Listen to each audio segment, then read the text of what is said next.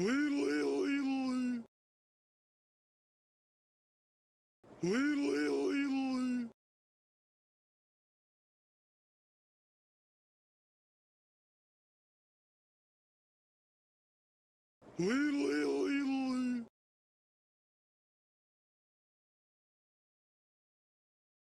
right, Mihoyo Boyo, lee and all the way. We haven't even started yet, man. You're early to class, and I like that kind of thing. All right, give it just a second. I'm finishing putting stuff together, and then I'll be right in.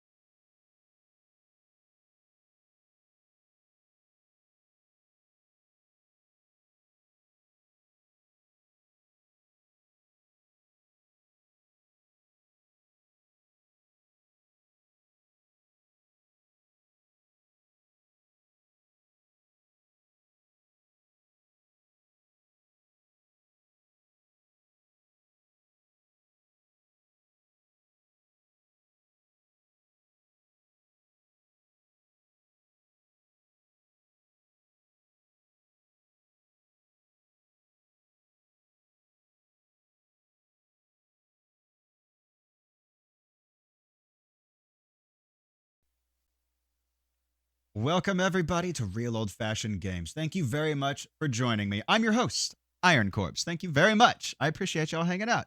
Mihoyo Boyo, already in there with all the lees. Hell yeah. And Neo Elements, welcome back. Thank you guys for hanging out. I appreciate it. Neo Elements, I think it was you the other night, right as I was closing the chat, like raiding out. I think you commented on my Max over here, and I didn't see it until I jumped away. So if that was you, I'm sorry. Wasn't ignoring it. Hey, what's up? Beautiful Jose.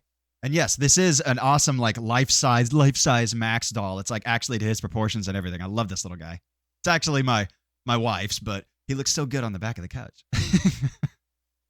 Yeah, you didn't miss the ending, Mihoyo Boyo. This is actually, I really want to beat the game 100%. I want to, whenever I beat Gruntilda, I want the file to be at 100% at that point. So what I'm going to do is I'm going to go back to Click Clock Wood, because that's where the missing music notes are, and we're going to go through that and just pick all those up. That's what we're going to do that first, and then we're going to go on to Gruntilda after that. It was a side comment, but I saw it right after the Twitch rated out, and I was like, oh, I would have totally commented on that. I love this little guy, and no one ever comments on Max, so you get points. I'm sorry. Kwaka, oh man, I haven't even started yet. Everybody's jumping in here. Thanks for the Snorlax twerk. Appreciate that. Cheers, everybody. Thank you for joining and hanging out. I appreciate it. Ooh, Not Your Grandpa's Podcast. Oh, my God. Oops, all legends in here. Fuck yeah. I'm glad you're here, buddy.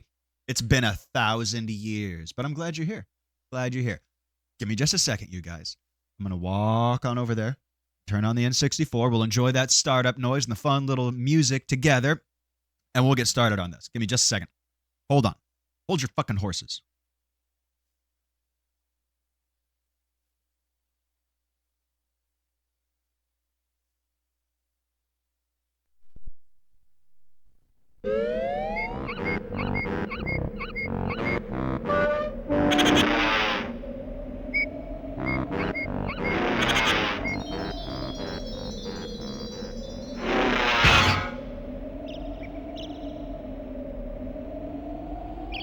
Not Your Grandpa's Podcast. That sounds terrible, man. I hate that. I hate that for you. I'm so sorry, dude. That sucks. That super sucks. That super duper sucks eggs. I'm glad you're here now, though, man. Knuckles is too, but you wouldn't be able to tell. You wouldn't be able to tell. Okay. It's hard to skip this song, even though I've heard it like 18,000 times.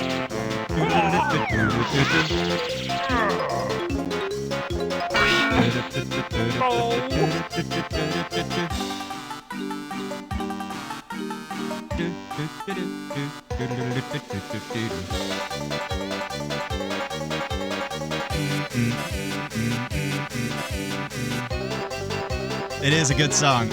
It's like silly and real simple, but you're like, oh, this is good. No, I didn't beat Blasto. Why does everyone keep asking me that? Alright, and no, I didn't get Pasto the Blasto.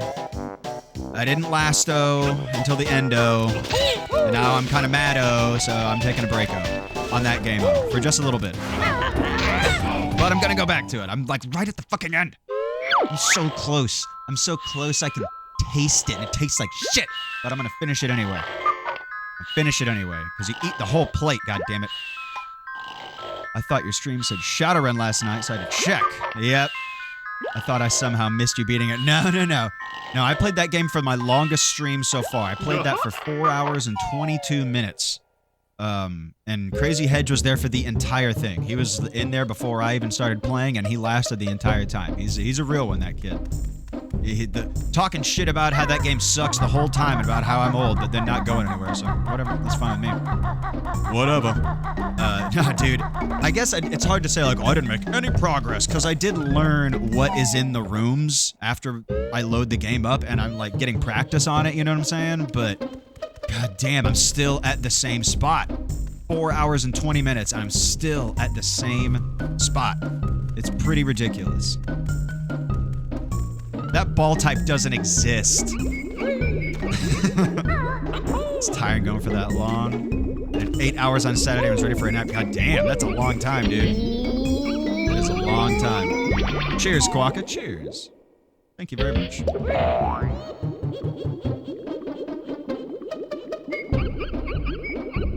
GS ball doesn't exist. Net ball doesn't exist.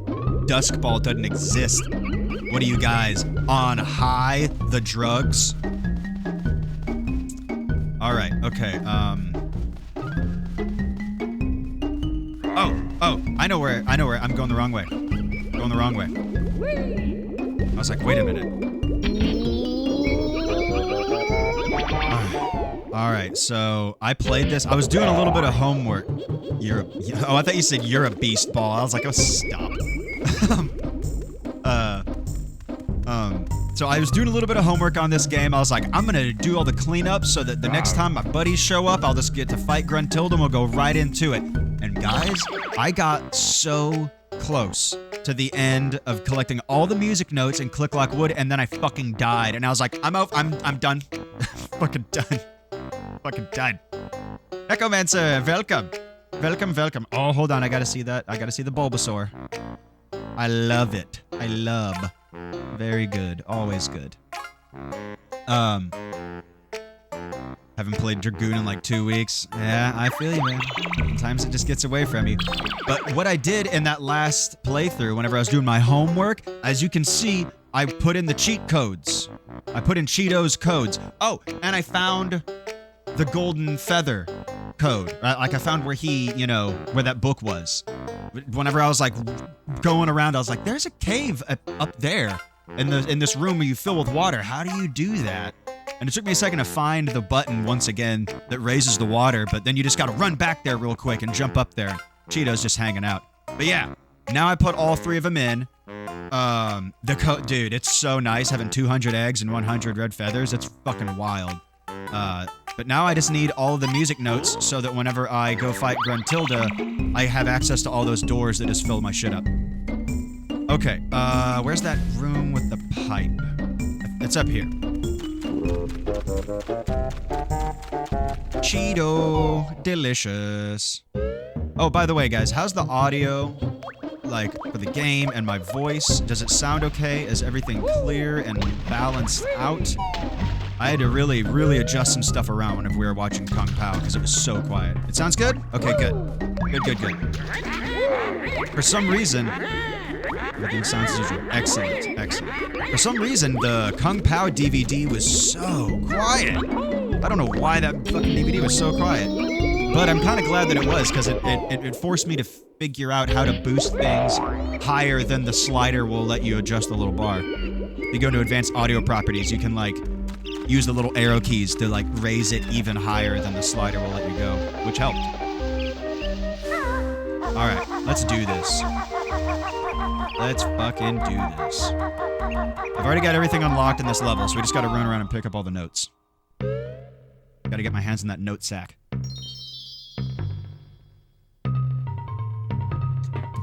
Quokka, you weren't here whenever I did Gruntilda's, furnace fun. Grunty's furnace fun.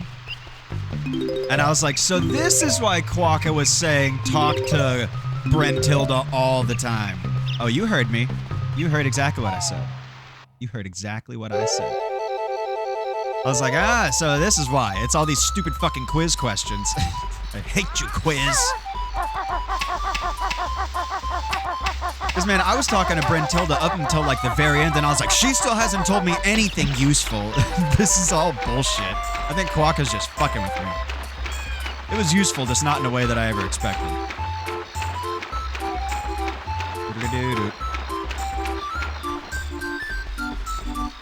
Some of those questions are total bullshit, though. It's like, tell me what area this is from, and then it's a super zoomed in picture of, like, green with a little bit of black in the background, and you're like, I don't even know what that is, much less where it's from. Like, take the camera out, like, 1%. Let me see what the fuck you're pointing it at.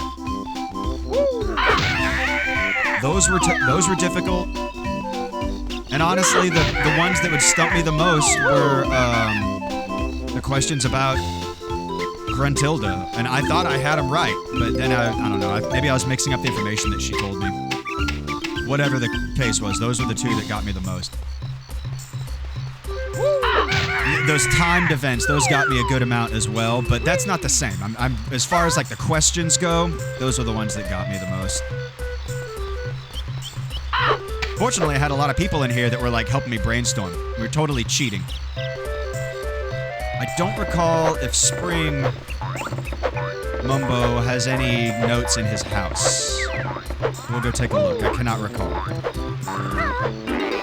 Yes, that always helps for sure. Absolutely right, Grandpa.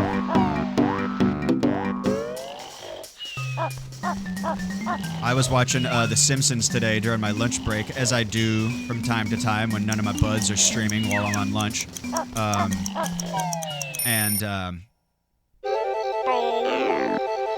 It was the episode where it was the episode about the Itchy and Scratchy movie, where Bart gets in trouble and Homer actually doubles down on the punishment and won't let Bart see the movie.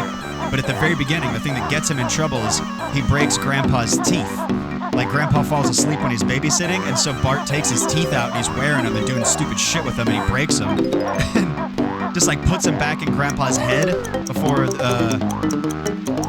Marge and Homer get home, but they're all broken and, like, taped together. And, Marge is like, Homer, come up with a punishment. He's like, all right, fine.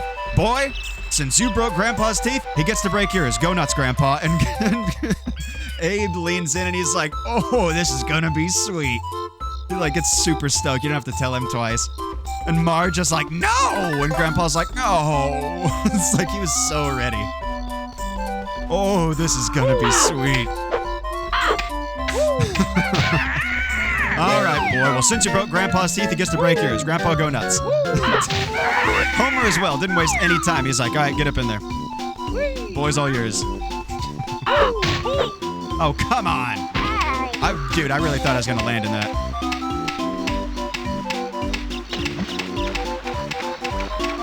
Oh, well, I'm kind of glad I landed down here, because I needed to go here anyway.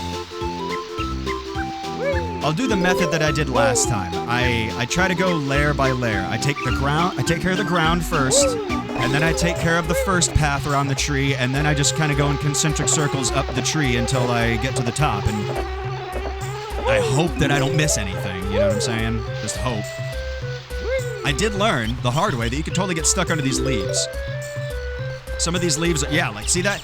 just the right height. If you go under these and then try to exit from any other way, Banjo's like stuck under here. And I was like, dude, do I gotta restart the fucking game? I got stuck under a goddamn leaf. You gotta go right over here, up against the fence. Stupid. I was like, man, I'm really stuck. I can't get out of here. I tried like ducking and doing this and he wouldn't get out. It's like, how did I even get under here?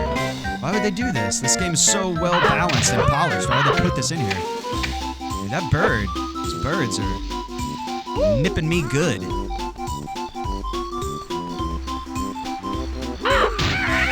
me your fucking goods. Can you kill the bull with the golden feather? Or is he one of those enemies that just never dies?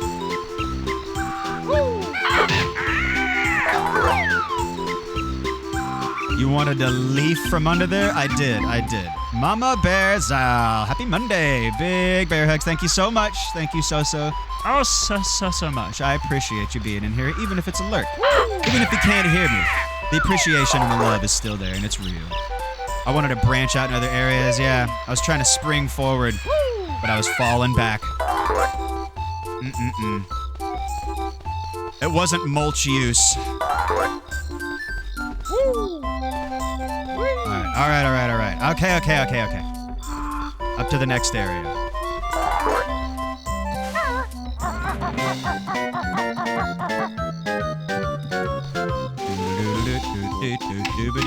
Da squeep squab scooble daddy. Bump. Ba-dum bump bump. Womp. Ba-doop-doop-doop. Oh yeah, there we go. Those birds really are not that bad once you like learn the pattern that you gotta attack them in. You just gotta remember which ones you've already cleared out and which ones still have an enemy inside of it. So I try to leave the honeycomb in front of it just to remind me like, okay, this one's already been taken care of. You don't gotta worry about it. Blorp. Burb on burb violence. It's what you gotta do sometimes. I also haven't found I know where it is, but I haven't achieved the last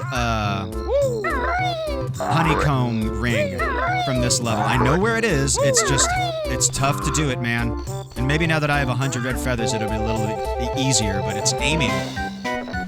It's trying to do it and not dying in the process, because dive bombing Nabnut's little attic window is tough, man. I'm still not good at aiming the beak bomb. It's tough. It's tough to know exactly where the trajectory is gonna go. I'm always either too high or too low. I'm never right on the money. I'm sure there's a trick to it, and I try to utilize it, but man, it's tough. Especially whenever it's like an item that you're aiming at in the middle of a wall, so if you miss in any direction, you're gonna get hurt. No, come on. Uh-oh. Damn it. Unacceptable. Vandals with Nabnuts. Hey, man. He get the window from a glass. I must get the window from a glass. He get clock radio. I cannot afford. Come on. Let me get back up there. This is the first part of the fucking level. I like this level because of how dynamic it is in terms of, you know, the changes that happen because of what you do in other parts of the level. That's really cool. I like that a lot. Great success. You guys understood the assignment. I appreciate that. That's your punishment for considering being mean to Nabnut. I wasn't being mean. It was this sassy bird. She's got a real attitude.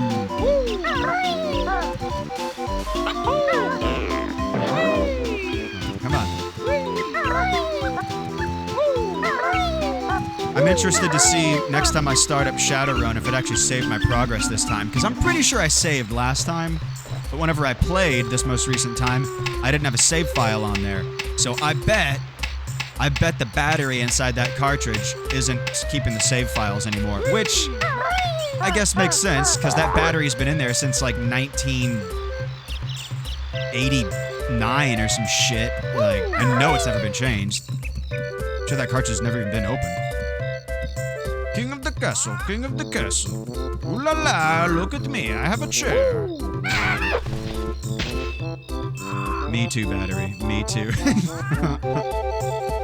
just been knocking around since like 1989, all useless and dusty. Oh, wait. Sorry. It's been N64 years. Ouch. I'm sorry. I'm sorry. I'm so sorry. I'm very sorry. Okay. All right.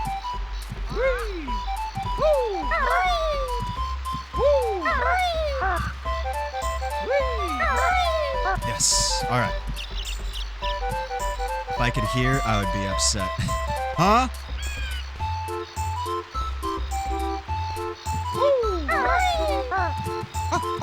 Okay.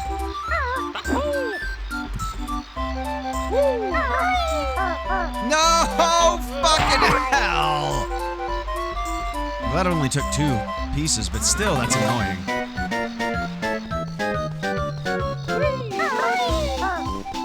I don't even know if there's any more music notes up that high. I know that once you get past that little wooden staircase part, there's that one room with all the tentacles and stuff in it, but there's no music notes in there. I just don't know if there's music notes at the very top of that little staircase. I can't recall. I cannot recall. I'm gonna go all the way back up there just to check, because I want to make sure.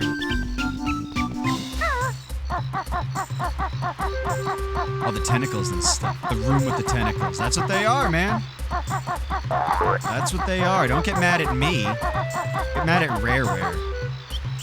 The perverts. Banjo-Kazooie! Part 69. Volume 69. Backdoor Birds. I don't like this game. Come on. Oh, I fucked that one up, but I made it. I failed upwards. Let's keep that going.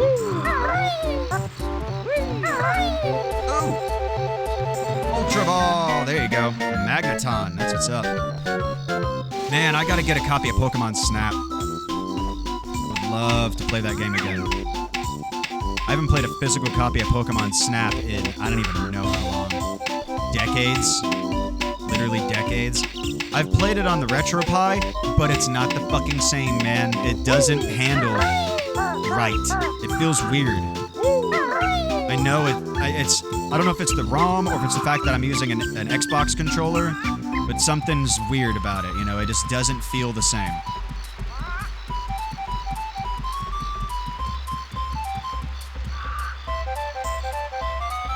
It was magical playing Pokemon Snap at Blockbuster. Oh, man. I know what you mean. I know what you mean. Get Hey You Pikachu and yell at the electric rat. The yellow microphone. Oh, that was who was playing through Snap. I remember Snap was being played and I was at work and I couldn't fucking watch it. Because I was at work and for some reason your stream, your Twitch channel just will not pull up if I'm at work on the work's internet. I have to be at home.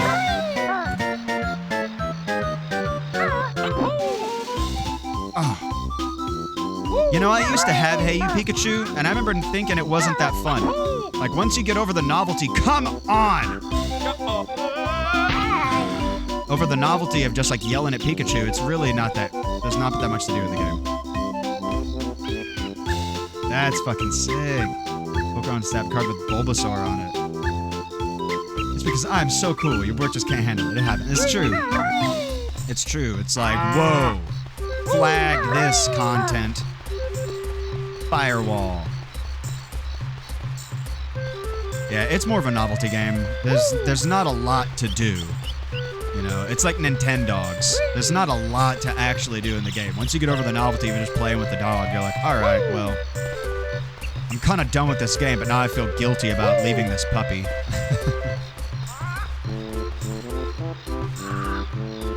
This guy is old and plays games. Get him out of here.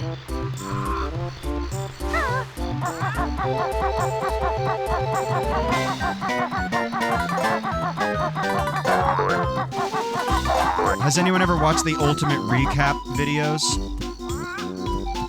Mihoyo Boyo, I know I sent you the Ultimate Donkey Kong Country Recap. They're the ones who made that toothless dance, the dragon dance. That's their thing. All their videos look like that. But they have Nintendogs, the Ultimate Nintendogs Recap, and it's so fucking funny. The beginning of it is hilarious because it's like a dark room. It's like the Nintendogs room, but it's all dark, and there's like an old dog just asleep in there. And then all of a sudden, like, light shines in that looks like a DS screen opening, and it shines in on the dog, and it looks up all like it hasn't seen light in so long. And then it just blows away into dust when he starts a new save file. I was like, damn, dude. Breaking my heart. Come on. You feel like that? I played a lot of Nintendogs. I was super into that game. Donkey Kong Country CGI cartoon. I've never seen that. The Crystal Coconut. I've never seen any of those. I've seen like clips, you know, because it's internet famous, or infamous rather, but I've never seen an episode, and now I don't even think there's anywhere to like legally stream that. You probably torrent it, but I doubt that shit even got like a DVD release.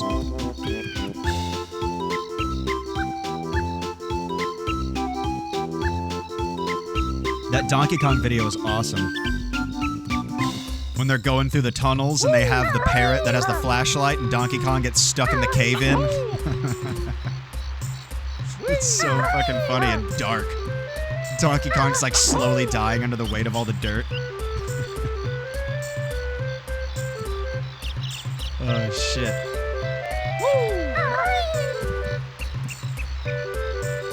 Could check the Internet Archive. That's true. That's very true. That place has everything. I hear that's on the internet now too. Man, there wasn't even anything up here. There wasn't even anything up here. Oh well. Is there water down below? I think there is. I'm gonna go for it. Now fall. Oh, you gotta be kidding me. And then into the water. And then into the water. Whatever, man. I don't even care about it. It's so stupid. That's called a shortcut.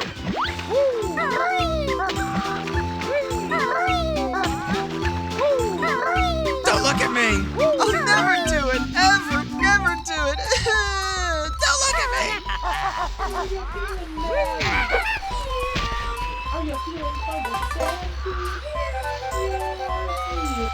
Was that blurp incredibly quiet for anybody else or just me? Because I could barely hear that. I already rescued that Jinjo. That was his ghost. That was kind of quiet. I thought so. Boop it up one notch. There we go.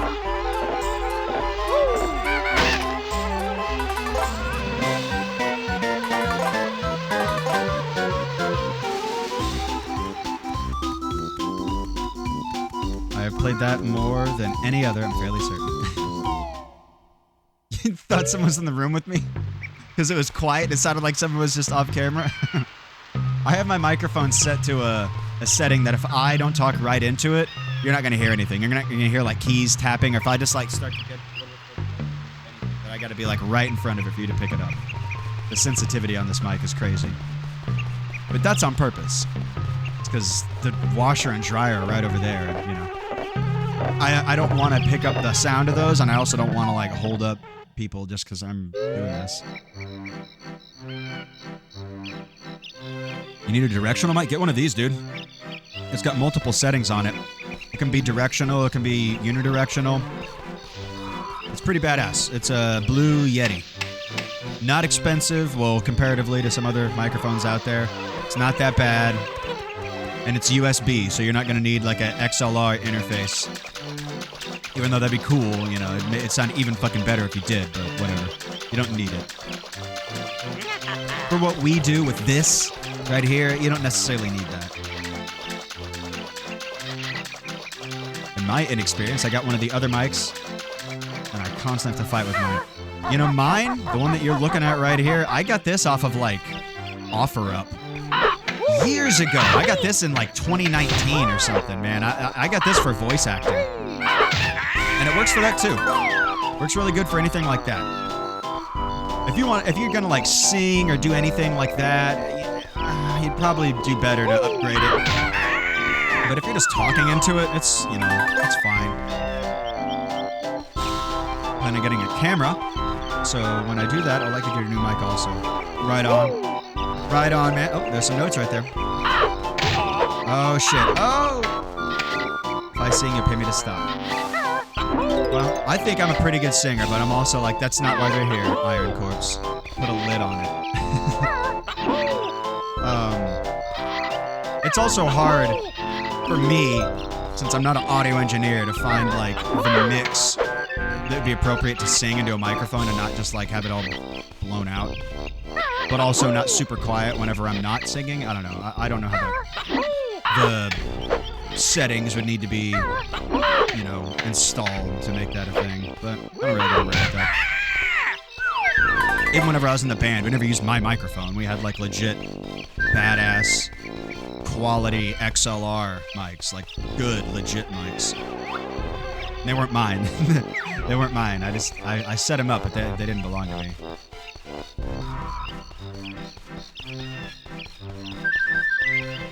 Oh shit.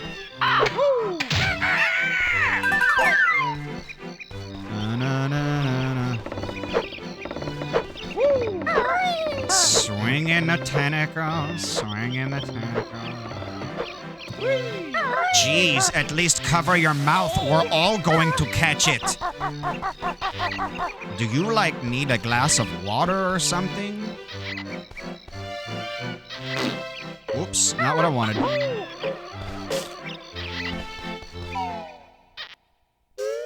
I've been laughing about Kung Pao all week.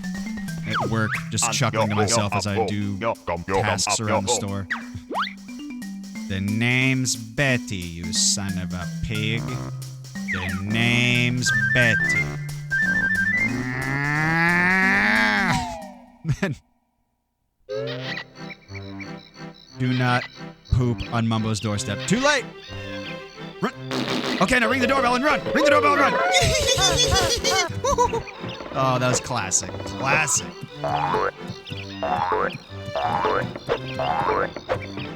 Man, there was a few points in that movie that got me really good, because I just forgot all about it. I'm not appreciating Kung Pao quote. Yeah, they're heathens. They don't appreciate it. Pearls before swine. The whole, like, we are both ventriloquist, ventriloquist, ventriloquist. Man, I forgot about that. Not only, like, that was hilarious to me whenever we watched it together, not only because that's really funny, but it reminded me how much I used to sing that as a kid, because that was, like, one of my favorite parts of the fucking movie. I used to just walk around singing that until my, my brothers were like, shut the fuck up with your stupid goddamn ventriloquist. Yeah, oh man, that got me real good. My finger points.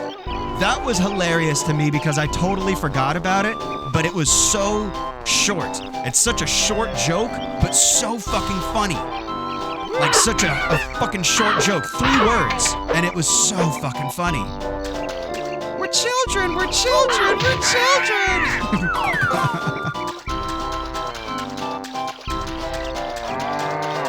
Oh my god. I remembered Betty being like, I am a powerful magician. Your clothes are black. And going back and forth with like, red clothes.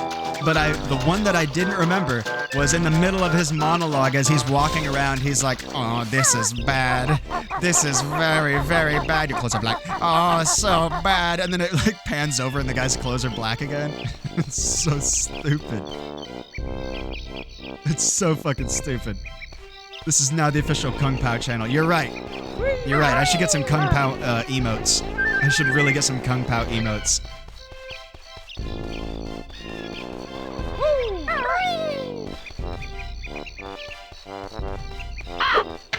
Did I get everything from around the tree? Overlays and alerts. Oh, I should get some alerts. So I've been looking into how one gets like little like chat commands where if someone types in a command, it'll play a video over the screen. And I'm figuring it out. You know, I think I've got it, but a lot of the videos that I want, I'm gonna have to like download it off of YouTube, and I don't have YouTube Premium, so I'm gonna do like a free trial you know, but before I start the free trial, I'm like making a list of ideas. It's like, all right, this would be a good video to have. This would be a good video to have. And then once I have my list completed, I'm going to get a YouTube Premium free trial and download the videos that I need. And then just like, you know, put it into my video editor software, which I have for free. It's called DaVinci Resolve. And then just like take the clips that I want. Stream Elements extension for OBS has a lot of that already included. Clip Grab also lets you snag YouTube videos. Well, fiddle-dee dick. That's awesome. What's it called? Stream Elements extension for OBS. Okay. Okay. That's awesome. That sounds a lot easier than what I was trying to do. That sounds a lot easier. I watch a lot of other people's, shit, I'm gonna have to look into that, man. Alright, the search continues. I watch a lot of people's videos and I'm like, alright, I like that element. I'm totally gonna steal that and make it my own. Like, twist it a little bit so I'm not totally just jocking you, but I definitely got the idea from you.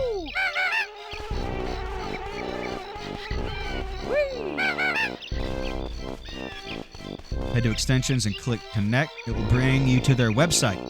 You can set it up from there, and it has lots of commands. You can also create custom commands.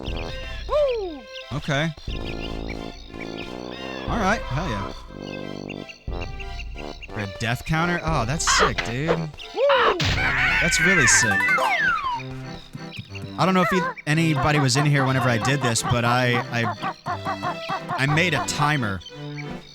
A 10-minute timer. I mean, I can set it to whatever, but it's an on-screen timer that I can put up whenever I have a no cursing or a word ban redeem. So we can all enjoy in the timer.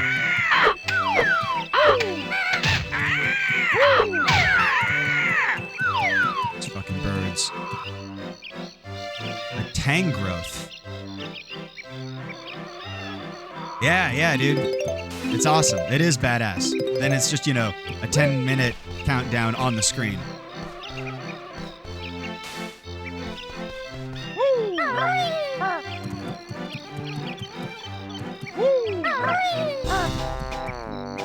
Is a tang growth a tangela thing?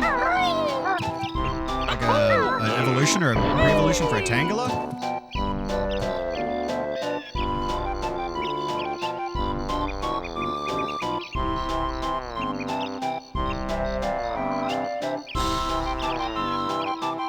Okay, so it is a tangela. Alright.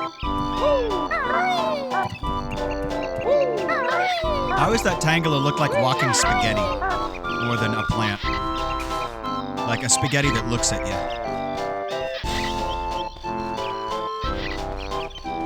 I'm sure they ran into one in the show, but I don't remember that happening specifically. I'm just wondering what sound they make in the show. If they're a Pokemon that says their name or if they just go or something weird. Oh, that's a Tangela. Who's that Pokemon? Whoa, come on now.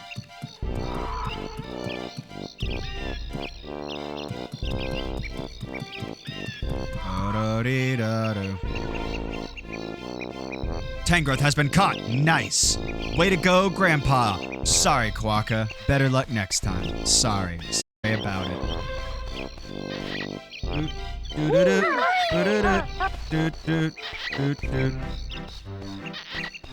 So I haven't made a wheel for the movies yet.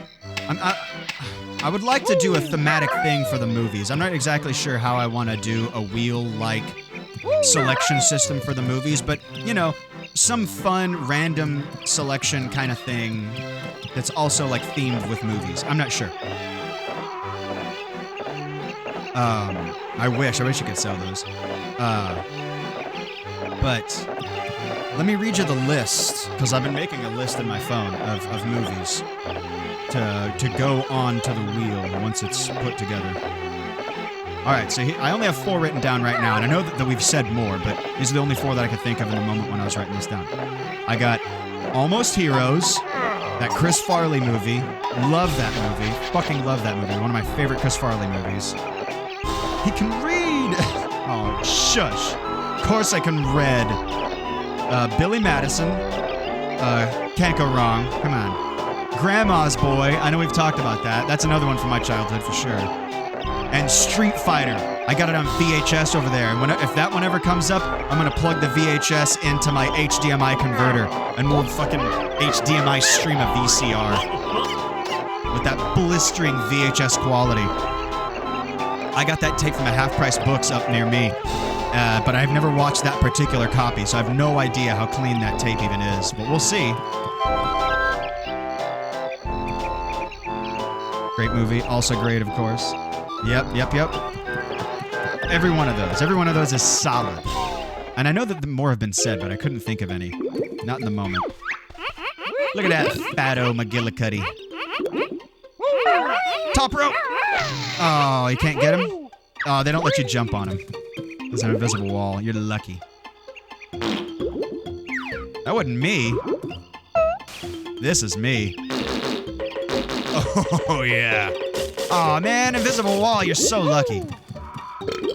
You defeated my bouncing turds.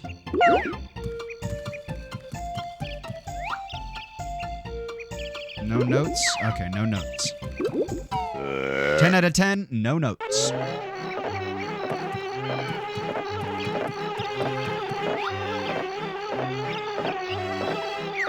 Ah, there's some.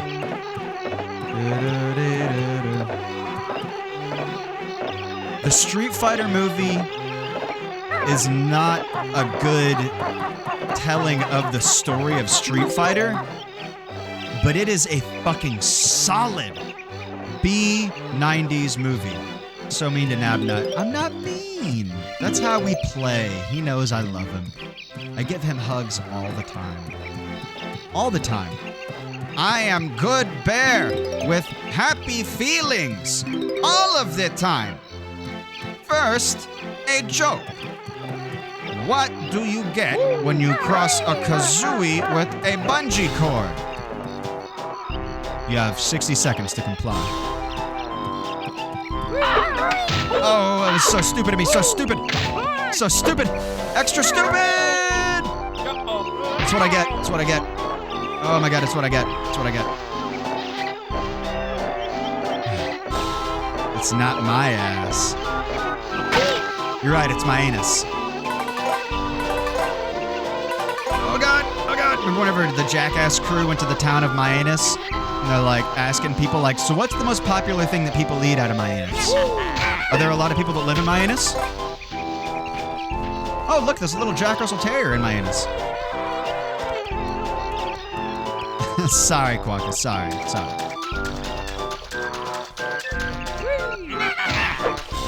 You're tarnishing Quokka's innocent ears, you guys.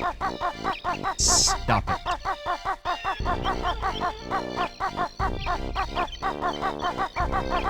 Tuba, doo-doo, tuba, sounds doo-doo. I thought this was the end. I need more of them gold health bits. Honeycomb big, yeah. I thought this way would be quicker. But I was wrong.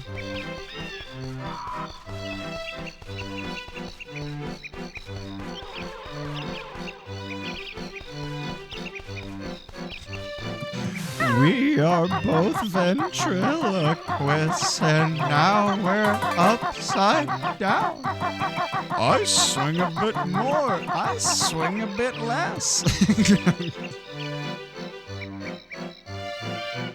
So dumb.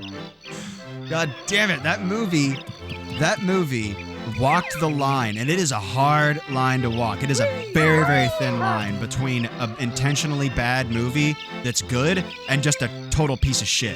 It's a thin line, and often when you aim for it, you miss.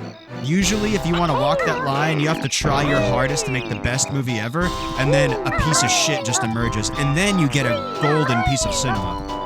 But the people that made Kung Pao, they aimed for golden trash, and the entire movie is just amazing, just perfect in every way. I have a baby brother that's perfect in every way.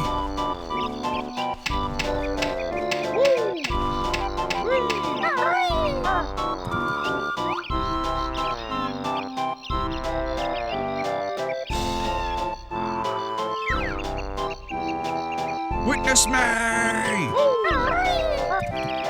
That was such a good movie. Fury Road is just top tier. This chrome tastes bad. It's not even chrome, it's just spray paint. Silver spray paint. How are they making paint in the apocalypse? I know that paint's not still good all those years later. Oh, what? That's ironic. I went to get a health piece and ended up hurting myself real bad.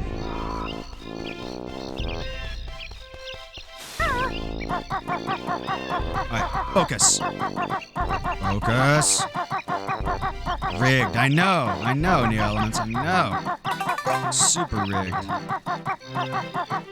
No, come on, woohoo! Camera change almost fucked me over there.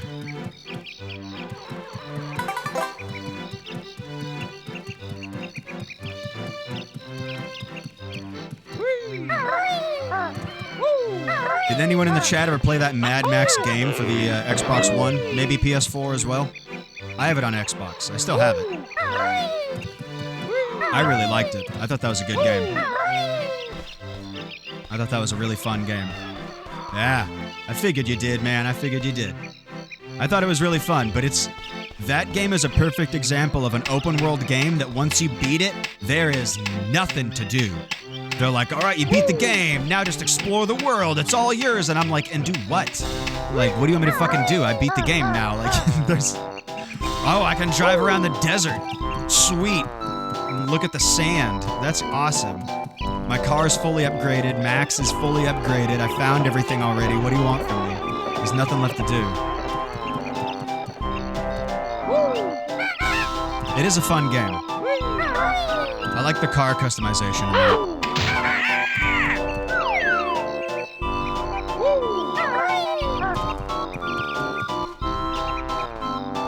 I never got tired, and it never got old.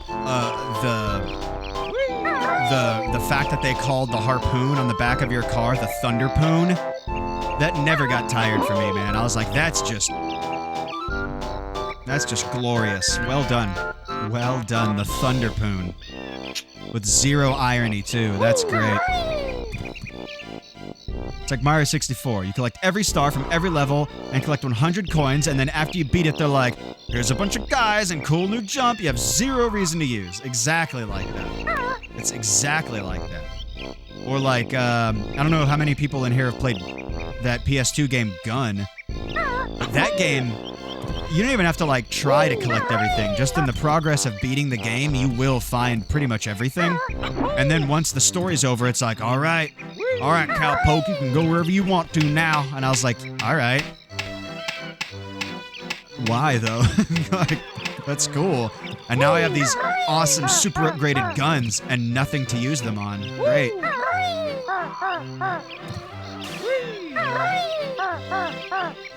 Uh-oh. Uh-oh, my SpaghettiOs! Right in the fucking thorns. No. Come on. Come on. Run! Just barely. You remember that game? Barely got to play it? That was a good game, dude. That was the spiritual successor to Red Dead Revolver, before Red Dead Redemption was even a concept.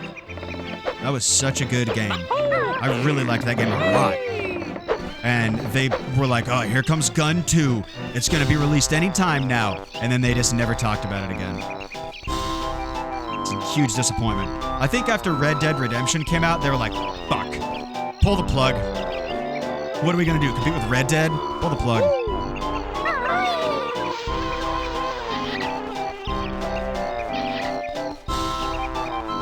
Alright, I think that's everything from summer. Let's go to fall.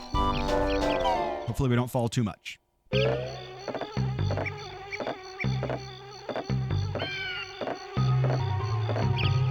Half-Life 3? Is Half-Life 3 out? And I thought Half-Life Alyx was like the most recent Half-Life game we got. Which is also an amazing game. Easily the best VR game. It's not even up for debate in my opinion.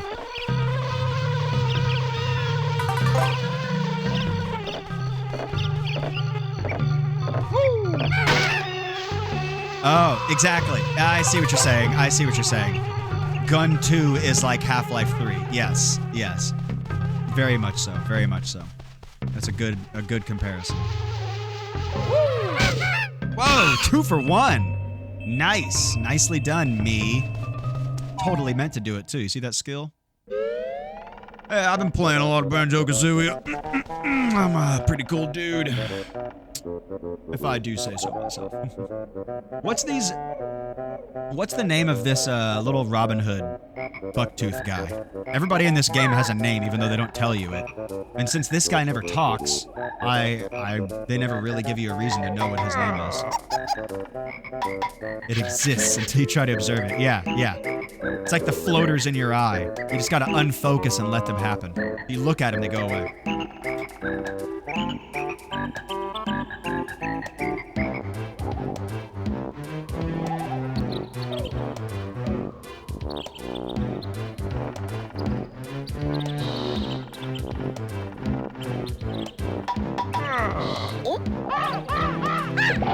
Looking around my room at my posters, I just got an idea for 2 more movies for the list. You have no clue. How about... Okay. Really? I thought you were just gonna know off the top of your head. Quokka, what's the name of these little Robin Hood dudes? You gotta know, right? If anybody knows, it's Quokka. Right, I'm gonna add 2 movies to the list. I'm gonna add The Warriors, that 1976 action movie. The Warriors, one of my favorite movies of all time. Classic.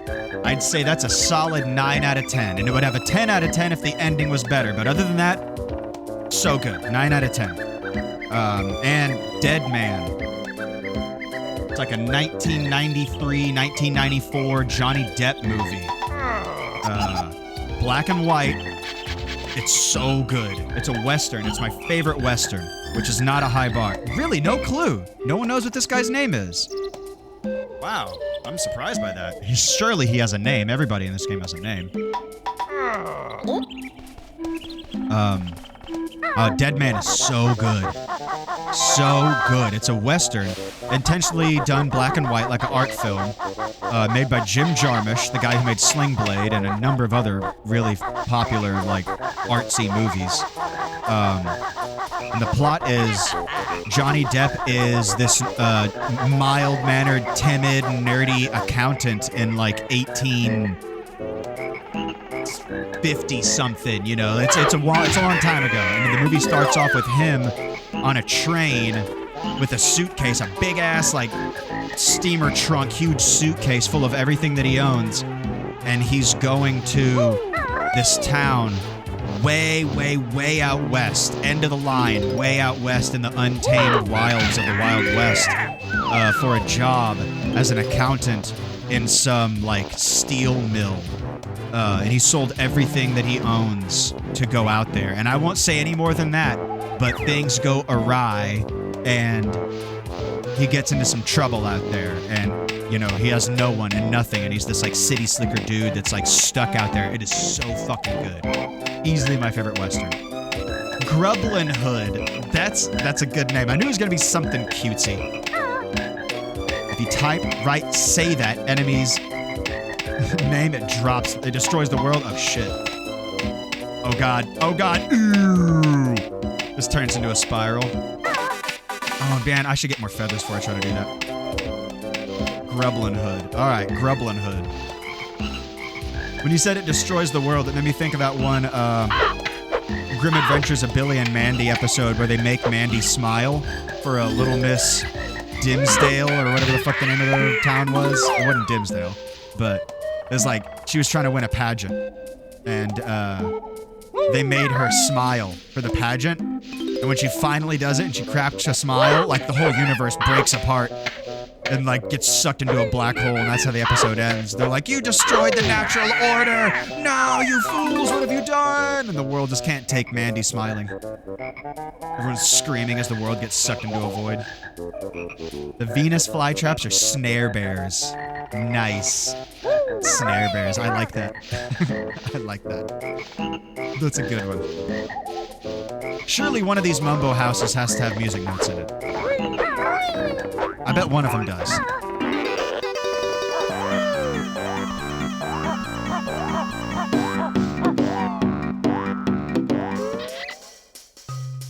look like an angry tree stump.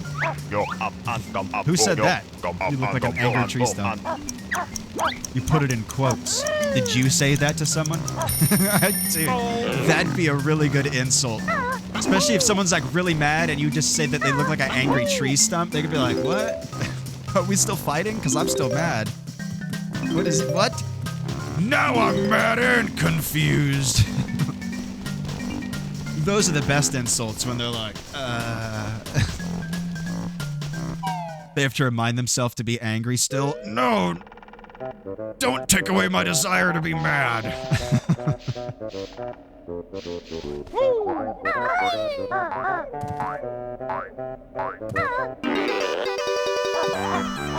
I'm glad there's nothing hidden in the brambles. That would suck. The slug woman said it to Mandy during the pageant episode. You look like an angry tree stump. I remember that now. She was like a cross between Phyllis Diller and that one talk show host whose face was pulled all the way back. She's dead now. Joan Rivers. I think without saying her name, you guys would have still figured it out. You look like an angry tree stump. Mihoyo Boyo, I love that you just know that episode, but it means something to you to the level that it has like childhood memories attached to it. That's awesome. That's great. Does anyone remember whenever Grim and Evil was still Evil Con Carne? That really bummed me out whenever they dropped the whole Evil Con Carne thing. I thought that Con Carne was a great other story. I really thought it was funny. And then, I don't know, it didn't get picked up or... They didn't have the money probably. I don't know the story, but I bet they didn't have the money to keep doing both cartoons, so they had to decide on the more popular one. But still, Con Carne was good.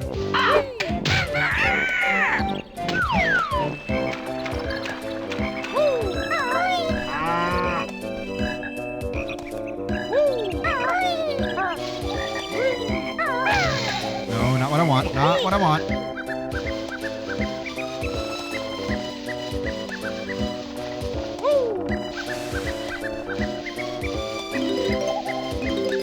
Man, I could totally learn to play like all of these songs on the harmonica. I should look up the tabs.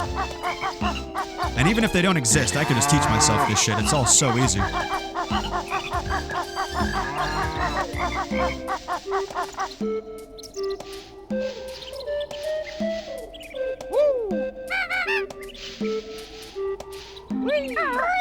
Damn it, come on.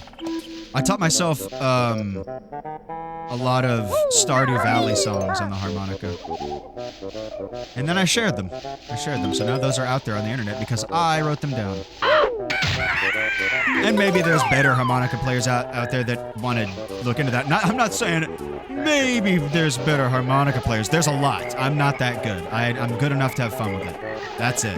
I would not want to play my harmonica on stage or anything like that. But I'm good enough to have fun at it. Mostly just play video game shit.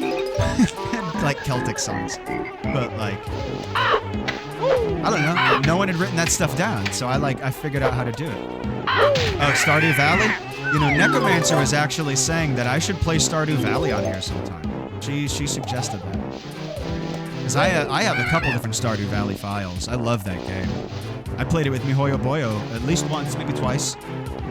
He likes it even more than me. Like, oh man, I love that game.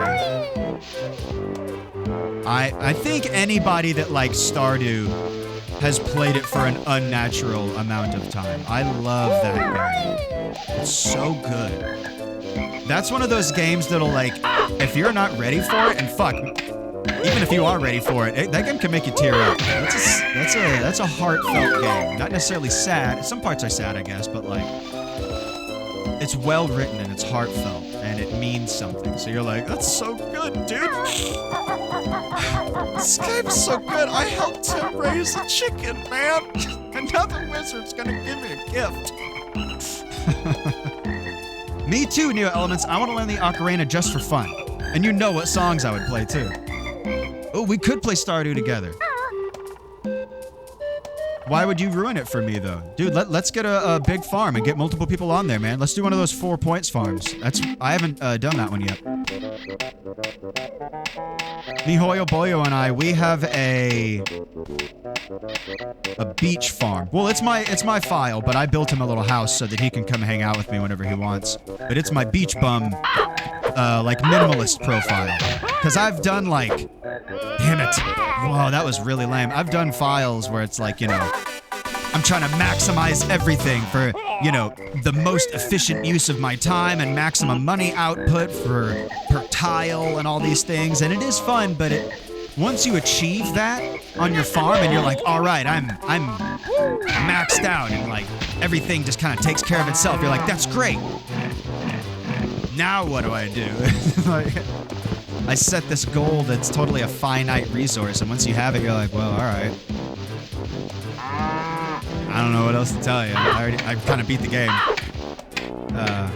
So this profile, I'm just kind of like taking it easy. No, woo! Uh-oh. That was scary. I'll be down for sure. I've sank so much time into it. I just fly through. Yeah, max efficiency runs. They burn you out. And I have a strategy guide for it. It's a beautiful strategy guide, too. It's hardbound with a lot of hand-drawn pictures in there. It's great. But it's more fun to just chill out in that game, you know? It's a cathartic game, and if you treat it as such and don't really have any goals other than to just explore the world and have fun with it at your own pace, you know, that's definitely the best way to do it, I think. Could have one person with one job, dude. That's true. That's true. You could have one person with one job. That's true. You could make your own like farm team. That'd be cool. My current profile that's on the beach farm, for the first time in a long time in a game, I didn't just like make myself. I made a little goblin dude, and by that I just mean like I made him green. And honestly, I didn't mean to make him green. I was just trying to make like a little tan, like islander-looking guy so that he could live on the beach. And the necromancer's like, "Why is he green? Is he a gremlin?" And I'm like, "What? He's green? Oh man!" I was like, "You know what? Yes, he is. He's a goblin, and he lives on the beach, and he doesn't have any animals other than, you know, his horse and his cat. He doesn't really do any farming except that he needs to in the moment to like help someone out because they want a vegetable, or he's trying to do like the community goals and shit like that. But I'm also not rushing to like, I gotta get the community center done in 1 year or anything. It's like, dude, I'll get to it when I fucking get to it." The goblin's name is Raymundo, because he's just like a beach bum dude, and I based him off the guy from Rocket Power. He's the dad in Rocket Power. He's just like super chill, man. Raymundo's living on the beach. And I got really, really, really good at fishing super early on because I live on the beach. So I just put a bunch of baskets, like cages, traps out in the water, and then every morning I just collect everything from them. And since my fishing skill is so high, I don't have to put bait in the cages anymore, so they just like fill themselves back up. And just with that alone, I make more than enough to just fuck off and do whatever I want. I don't need to make any more money. But I learned with that profile, with that playthrough, honestly, you could just kind of run around and pick shit up, and that alone is enough money to really just live a chill, regular, comfortable life in that game. If you want to do extracurricular shit, yeah, you might need to grind one aspect of the game or another, but if you just want to like do your own thing, just sell pine cones and flowers, you'll make enough money. As long as I can fish and mine, I will be a happy guy. All right, well, there you go. I live on a beach. It's all I do is fish. All I do is fish and ride my horse around.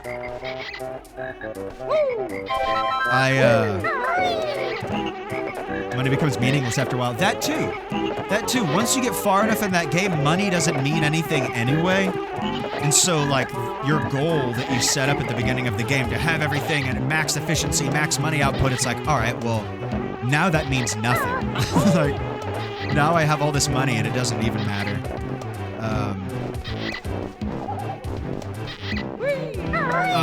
what I was gonna say is in that profile I'm letting all the names that I have to come up with just be randomly generated. I just hit random a million times with my eyes closed and then select whatever it lands on. So that's why he's named Raymundo. Just a happy accident. But my cat, I have an orange cat, and his name is Biskers, which was a randomly generated name and is honestly like one of the best cat names I've ever heard in my life. Biskers. Biskers the orange tabby that lives on the beach. And my horse's name is Prungus. So I got Biskers and Prungus, and they hang out with Raymundo on the beach, and I just, fish and pick up pine cones, and it's more than enough to get by. I've decided I want to befriend everyone who I wouldn't normally befriend on my profile, so like it's my personal fucking goal. I'm going to make God, I'm blanking on his name right now. The one really grumpy dude who hangs out in the bar and works at the Amazon place, who name I also can't recall right now. He's like an alcoholic, lives with Marnie. Can't remember his name. If you romance him, he gives you a blue chicken or something like that. I can't remember his name, but in my first playthrough, I was like, this guy's a fucking dick. He's an asshole, and everybody's like, oh, but he's damaged. You gotta learn to like know where he's coming from and why he's so hurt. And like after I learned it, I was like, yeah, that's sad and that sucks, but you're still an asshole. Like it doesn't, in my opinion, it doesn't give you a pass. It doesn't give you a pass hole, you asshole. So he was never my buddy, but he's gonna be Raymundo's buddy, even if Shane. I was gonna say Sean, something like that. No, Shane. I was like, nah, Shane's not for me, man. He's a jerk. But he's Raymundo's buddy, even if he doesn't want it. But he's easy. If you want to make Shane your buddy, all you got to do is hang out in the bar. That's what everyone says. They're like, I can fix him. I'm like, it's not my job, man. I'm not here on this planet to fix you. That's totally not what I'm into, man. Like, if you can be whoever you want to be, and that's fine. I'm not going to change you. I don't want you to change. But we don't have to be best friends, and you just don't vibe with me, and that's fine, too. Yeah. Shane, you hang out on your own, dude. I'm not hanging out with you. And he doesn't care. Oh man, this sucks. But I'm making him my friend that time. And if you want to make him your friend, all you gotta do is hang out in the bar and, oh man, constantly give him booze. Just keep giving him booze. You just hang out in the bar and give him a beer every night. Eventually he's your friend before he knows it. Him and the grumpy old man, who I liked. I liked him in my original playthrough. I was like, I don't know. He's kind of a mean dude, but he's just a grumpy old man. I don't know. I don't hold it against him. I liked him. But I think Raymundo's best friend, because I wanted him to move in with him, is... God damn it, I'm blanking on his name. The little black monster shadow guy that lives in the sewers. Pootie Tang, what's up? Tang fam, what's up? Welcome. Thank you very much. Cheers, buddy. The alcoholic. I don't know what you mean. In my original playthrough, Pam became my best friend first, without me even trying, because she's right outside my front door every day, next to the bus. And so every time I pass her, I just give her something. And once I was high enough level in the farm to like be making my own booze, I always had at least one beer laying around. And if you just give Pam a beer every time you see her, she becomes your best friend in like 1 month. Not even. Krobus is a cool guy. I liked him already anyway, but he just seems like a cool dude to live with Raymundo the Beach Goblin, so I want him to be in that house. I was like, alright, I'm gonna make it a goal, because I'm kind of RPing this playthrough, I'm gonna make it a goal to not romance anyone, because Raymundo the Beach Goblin just doesn't care. And not like he doesn't care about you. He's just not into that, man. Like, he's just chilling. It's not his thing. He's not gonna romance anybody. And I just inadvertently just keep romancing the initial girl that I was like, originally like, alright, so this is gonna be my romance. Yeah, you can't have him move in with you. That's what I'm saying. I want him to move in with him. You don't marry, but you can still get him as a roommate. Yeah. I know that you can do that, and I want that. I want that for Raymundo. In my other files, I marry Abigail. I marry Abigail every time. And in this profile, I'm like, no, no, no. Krobus wouldn't do it. And I still end up being, like, super close to Abigail. You don't have any music notes in any seasons? Come on. There you go. Hiding from me.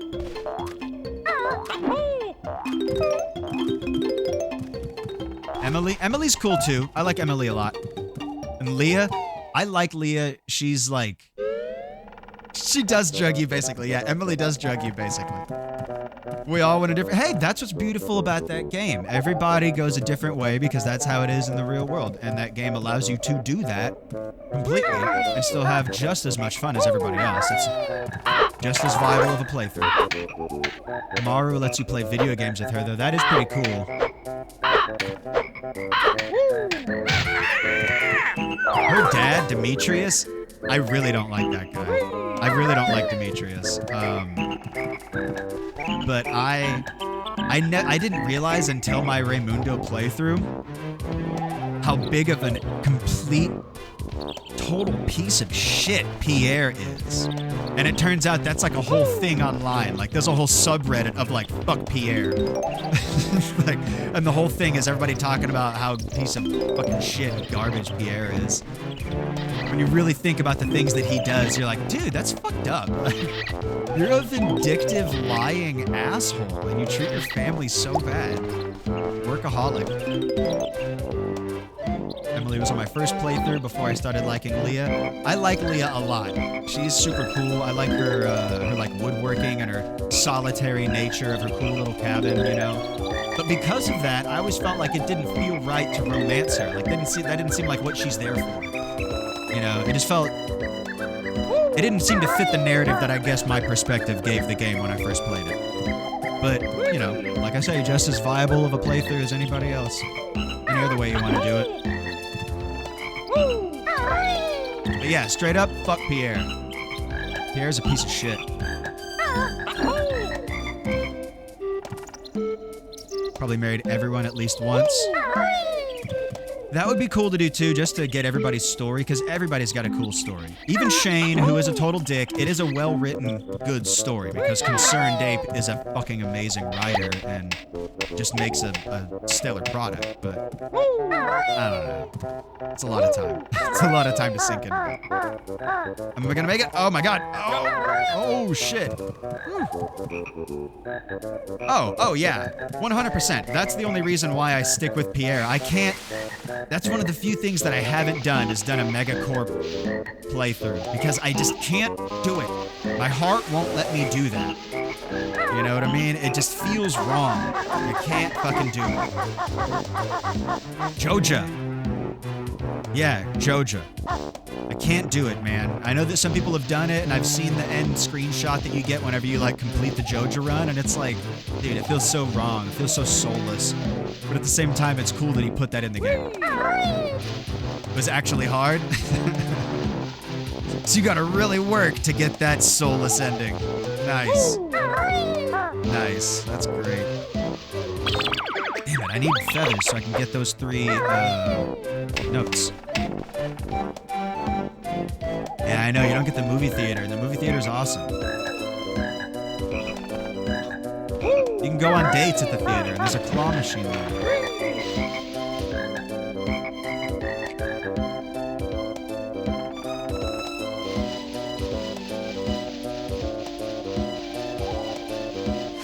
I mean, yeah, Pierre, I definitely go with Pierre over Joja every day, but Pierre is rude and doesn't treat his family well.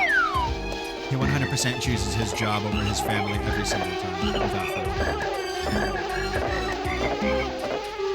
Ooh, I need just like 1 feather. 1 feather, and then I can get that.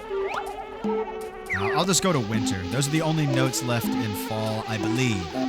So I'm just gonna go to winter and get a feather, come back here and get those.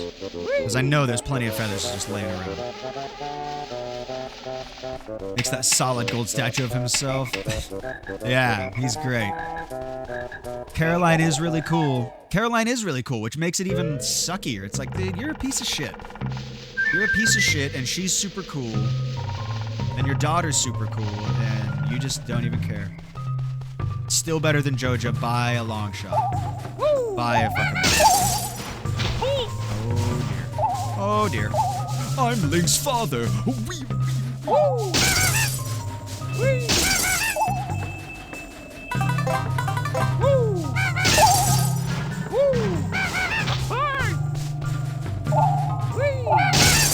Yes.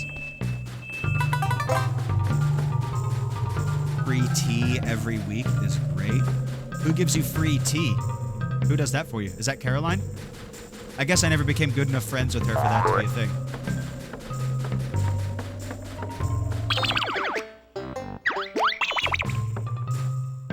I like whenever they're all doing their workout thing. I'm pretty sure it's Emily. She's got like a super 80s, like, jazzercise kind of outfit. I always thought that was a fun touch. Free tea is awesome for some passive income. Yeah, and then if you plant the tea in your greenhouse, then you can just, like, grow that year-round. And there I go again, trying to be like, well, maximum efficiency, blah, blah, blah. It's hard to turn that part of my brain off because that was, like, the way I played it for so long. 100%ed it? No, I never did. I never did. Even in my original playthrough, which is, like, easily my furthest one, I never 100%ed it. And he's added stuff since I stopped really fucking with that game in a big way, so there's all sorts of things that I haven't done in it, I'm sure. I never completed the island. Although I did get the house and the farm on the island, but I never completed everything on there. I never got the little island boy to move back to the town or anything like that. Oh, that's cool. So she lets you into her green room and you can harvest the tea. Where's her green room? Where's that even at? Oh, I hate these snowmen. Oh, I hate these snowmen.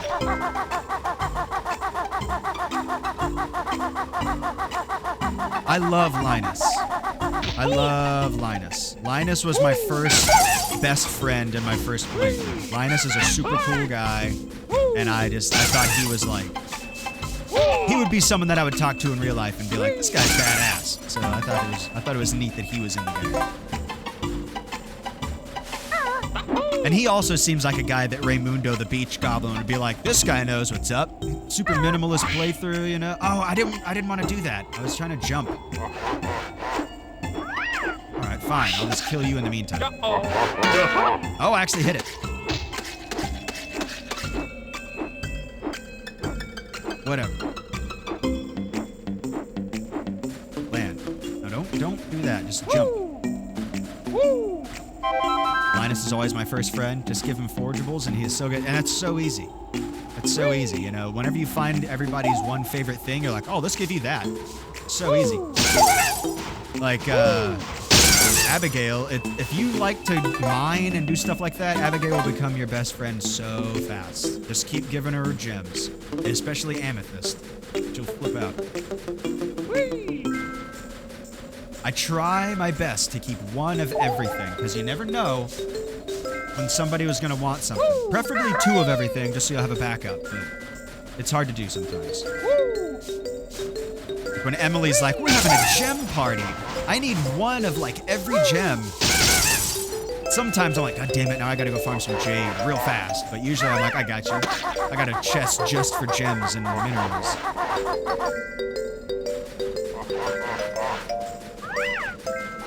No matter what my playthrough, I always do have to be super organized. That's just how I play that game. If I'm not very, very organized in that game, I'll just lose myself and I'll be like, oh shit, I don't remember where I put this or what I'm doing. Everything has to be in its own spot, in its own chest at all times. Like, organized very thoroughly. That's how you stay on top of it.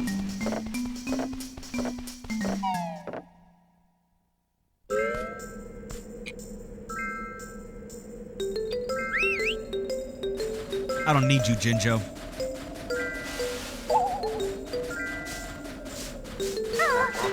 Run! Ooh.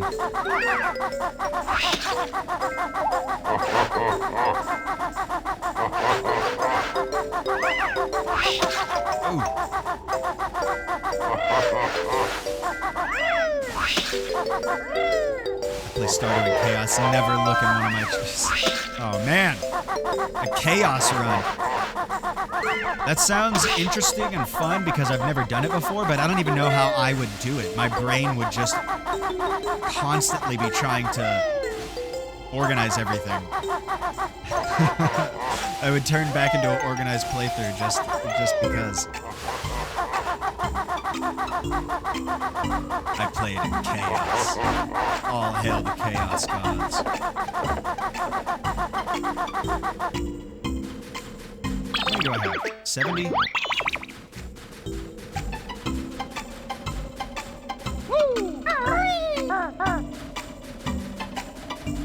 I always organize all my chests and usually color code them. Same here. You gotta color code them. I make a sign and I put it next to the chest and I put a little item in that sign to show like this is the kind of stuff that's in this chest. I go the distance. I go for speed. Oh god.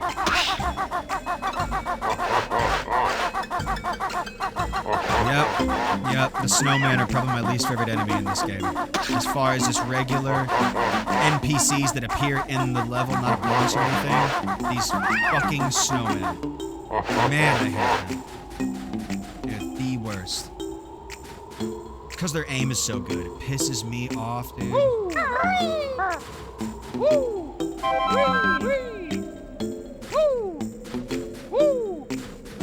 Alright, there we go. Alright. Easy does it. Walkie times. Oh, you gotta be fucking me, dude. You gotta be fucking me.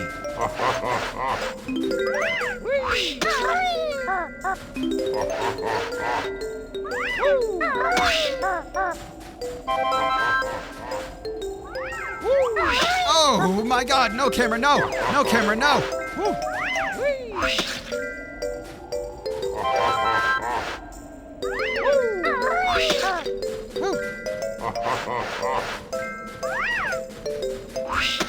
Oh shit. Oh. Okay. Okay. Gotta do that again for the other side.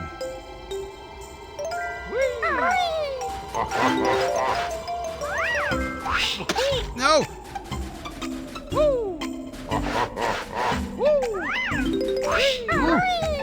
Hey, what's going on here? Blazing Dragon 710 TLC. Hey, what's up? Thank you very much. You're my 170th follower. Thank you for helping me make that goal, buddy. I appreciate that, man. Cheers. Hell yeah. First time chat. Thank you very much. I do appreciate that, dude. My name is Iron Corpse. This is Real Old Fashioned Games, where we play retro games from our childhood. Maybe it's a game that was really special to you in some way. You know, it just triggers a very specific memory to you, and you think back fondly on it. I want to play those. Maybe it's a game totally new to me. This game's kind of in between. I was aware of this game, and I fiddled around with it every now and then back in the day, but this is my first real, legit playthrough of it. And I'm playing it on physical hardware. Actual cartridge, dude. Actual cartridge. All right. Hey, Tolafo2, what's up, man? How you doing? Welcome back, buddy. I'm glad you're here. I appreciate your support, man. Pootie Tang is awesome, and the Tang fam is where it's at, for sure. Totally badass. I also love your name, man. Living so large. Oh, yeah, buddy. I'm talking like 8 inches, buddy. Blazing Dragons was one of my favorite cartoons as a kid, and I have the PS1 game still. I got the actual disc. It's a good game, man. He's gonna be like, I don't even know what you're talking about. I just like dragons and I smoke weed. What the fuck are you talking about, cartoons? Nerd. Peck that guy in the butt to death. Yours too? Right on, man. Right on. That's a good show. And a good game. It's kind of a difficult game. On that tip line. Wow. I've never actually called one of those tip lines. Oh no! Come on, no damage, no damage. Oh shit. Alright. At least I didn't get hurt. Ooh. You know, I thought I'd be playing Mario for March 10th. I really thought about it. But then I was like, no, I've just got these games that are on the line. Hey, Crazy Hedge. Welcome, buddy. Welcome. Glad you're here, man. I appreciate you dropping by. Welcome in. Yeah, I thought I'd play a Mario game for Mar 10 as well, but I'm like right at the end of Blasto and I'm right at the end of Banjo-Kazooie, and I want to beat them. I want to beat these games because I want to bring Spyro into the mix. And my first statement was like, I'm going to beat Blasto, and as soon as Blasto's done, I'll just bring Spyro in. But that very final stretch of Blasto has proven to be harder than I expected it to be. So now I'm like, all right, well, the next game that gets beaten now. Whatever. The next game that gets defeated, I'll replace it with Blasto. I was an embarrassing amount of an adult, too. Those tip lines are helpful, but that game was hard. It's a fucking point-and-click game based on illogical cartoon logic, so you need them. Sorry, I'm late. It's school photos. I gotcha. No worries, man. I'm glad that you can drop by. You don't ever gotta apologize for not being here. We all got regular lives, and I get it. I'm glad that you show up at all, dude. I appreciate it. And then I hurt myself in front of you. The Paper Mario games are fantastic. Those are all really good. Also gotta get out of my uniform. Alright, fair enough, dude. Yeah, man, Spyro, it's a good game. I've got the original 3 on original hardware, too. They're necromancers. She took very good care of all of her PS1 games, so I still have the original Spyro's, complete, set. It's got, like, the manuals and everything. Fucking awesome. They're in good condition. I'll be playing those. Classic Mario is good. The first Mario, I got Super Mario All-Stars, but I need to clean the cartridge. I got my Super Nintendo working because I took it apart and I cleaned the connector pins on it. But this Super Mario All-Stars is pretty dirty. All of the cartridge games that I have are fucking dirty, and like the only ones that play are the ones that I have cleaned with rubbing alcohol. None of the other ones will work.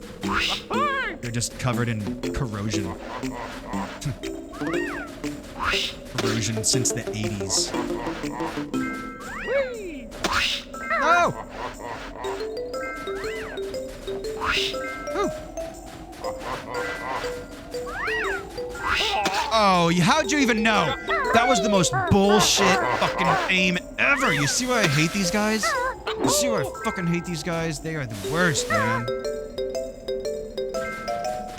Ugh, I'm just gonna go around and kill all these fucking guys. They're making this way harder than it needs to be. Alright, asshole. Show me that asshole, because it's over. Give it to me.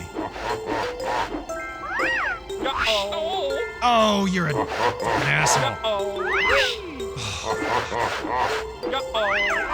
Yes! Ah, man, I hate those guys. Paper Mario was fun too. Can't Sleep on Luigi's Mansion. That was a very good game. I never owned those, but I rented the first one, and I really liked it. Mario Kart. I have Mario Kart Wii. Mario Kart Wii. And I was pretty good at that one. I'd like to think that I was pretty good at that, but I've never actually played against professionals. But for a while, I was playing that online all the time.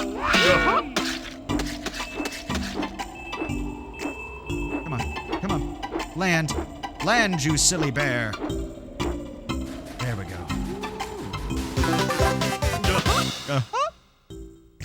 I never played Double Dash.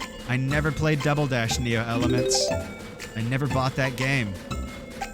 I remember it coming out. I can see the cover in my mind. I saw it in the stores all the time too, but I never played it myself. Never even at a friend's house.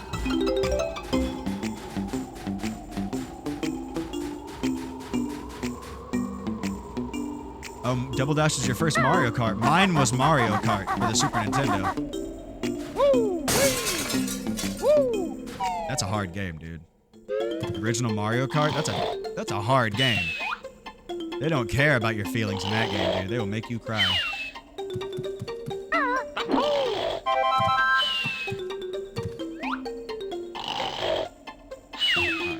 No music notes.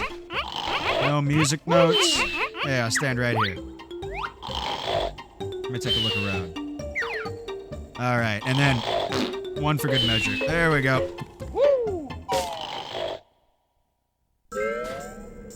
Super Nintendo Mario Kart is very tricky. That's a really nice way to put it. It is quite tricksome. I was never super good at the N64 Mario Kart. I liked it, of course. I mean, I had a lot of fun with it, but I was never that great at it. I was pretty young whenever I was playing that game, and I never really picked it up as an adult. But I'd like to think I was alright at Mario Kart Wii. It was pretty fucking good, man.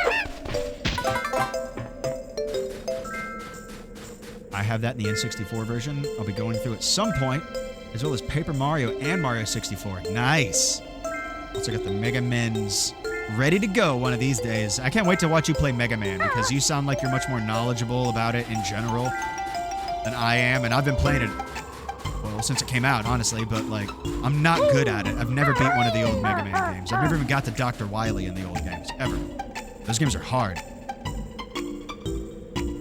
Me and my older brother used to play Mario Kart 64, and I made a game called Beerio Kart, where you have to finish the beer before you cross the line. I've seen people play stuff like that.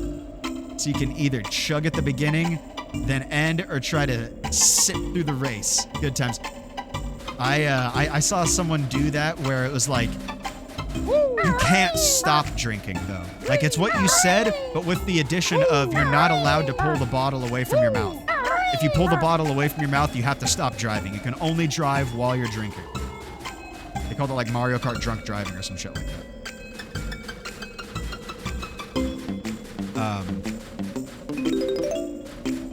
Who is your... Everybody in the chat. In the original Mario Kart 64. I guess it's not the original. Mario Kart 64. Who is your main? Mine was Toad. I liked playing as Toad, and I liked the monster truck. Alright. Making progress here, you guys. There we go. Yoshi? Alright. Okay. Luigi. Fair, fair. That was my favorite of the Mario Brothers. Always has been.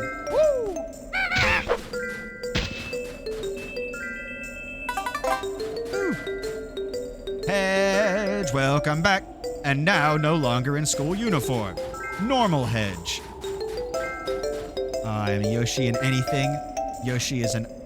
Okay, so if Yoshi's an option, you're playing as Yoshi. I bet you loved Yoshi's story. Peach? Alright, fair. Peach is fast. Peach is really fast. The newer Mario games, I always play Rosalina. I never played as her. Oh my gosh. Oh my gosh. Never played as her in the Mario Kart games. I always like Toad or Yoshi. Right on. As I get older, I only play Bowser. Non-school hedgehog. Yep. Actually did like Yoshi's Story. It is a good game. I have that on my list of games to play through as well. Well, then maybe you should watch Something About Yoshi's Story, because that video is fucking hilarious. There's also Something About Yoshi's Island. Both of them very good. I liked Yoshi's Story better than Yoshi's Island. Alright, alright. What about Mario Kart Wii? Who is everybody's main in Mario Kart Wii? Alright, be right back, going out to smoke. Right on, man, right on. You know what, maybe I'll stay in and smoke. Good call, good call.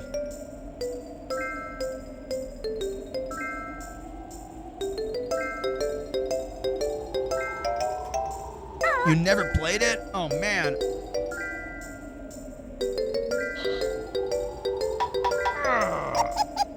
I gotta say, that was probably my main version. I feel like I put more time into that than any other Mario Kart. I played the Wii version a lot. I had everybody unlocked. Even Funky Kong. And that was hard as shit. He was the last person that I unlocked, and he took a long time.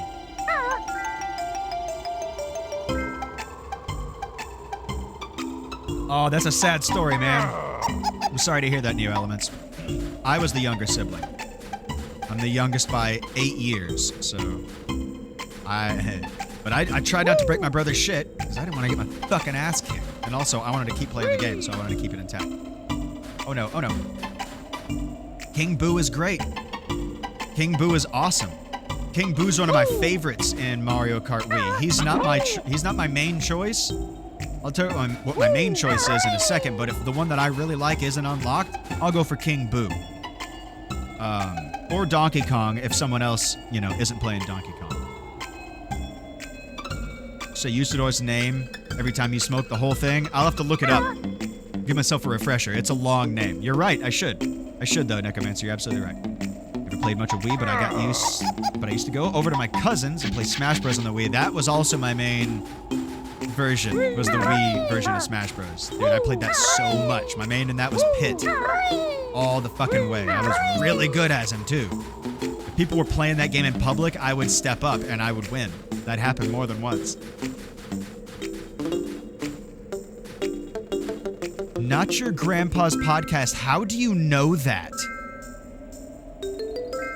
Do you listen to Hello from the Magic Tavern? Koopa Trooper playing SMK. Koopa Trooper's good too. So I'll just get this out of the way.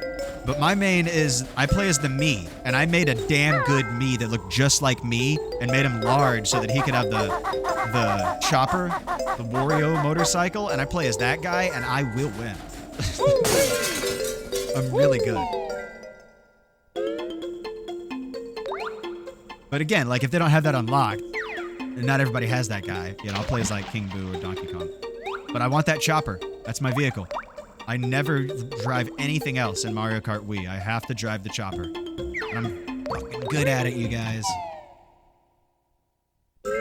Yeah, Not Your Grandpa's Podcast. Let's circle back around. Go back to that part where you just said the whole fucking Usador name. Do you listen to Hello from the Magic Tavern?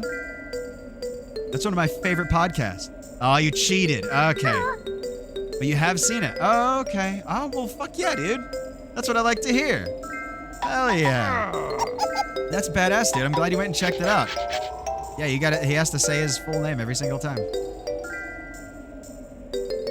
Played so much Smash Bros. Ultimate that he was known around the school enough for my friends to come up to me and talk about it. Wow. What? All right.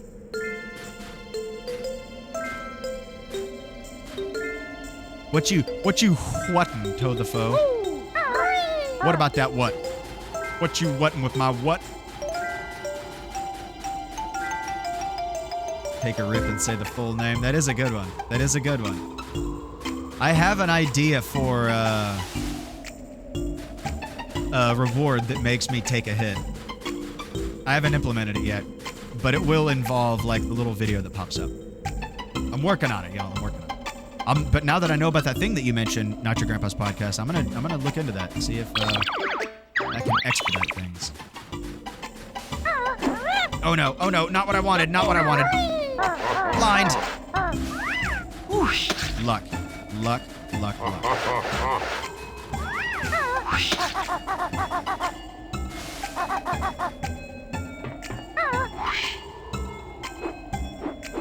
Alright, this guy's gotta go. Hey, ho, ho. Damn it. Woo!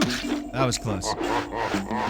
I added a 2x speed run and a half speed reward since I'm using emulators. Ah, okay. Restart this level, restart. See, I thought about that too. Restart this level, but I'm like, nah, dude, I don't want to do that. It's gonna make me like legit mad. Be like, nah, man, I worked hard. I worked hard to get this far, and I'm trying to beat the game. And it's not an emulator, so it's like, all right, I gotta fucking get up and go restart the game. You dick. Man, I'm not good at that. I'm bad at this.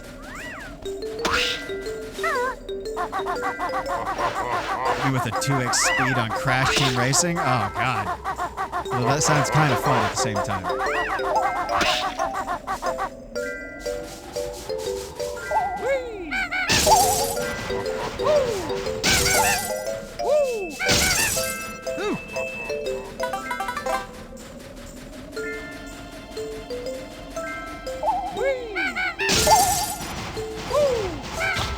Oh, damn.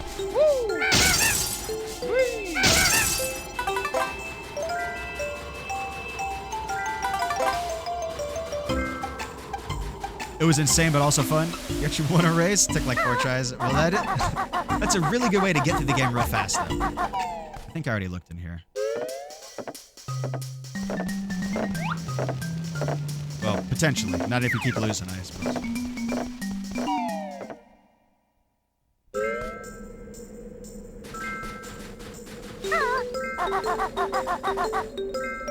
All right. Okay. flying time.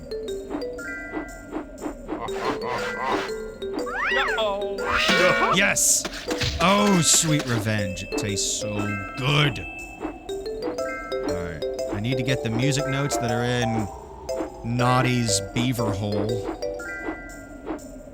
That gentleman's club down by the airport. Yeah, crack team racing, exactly. Come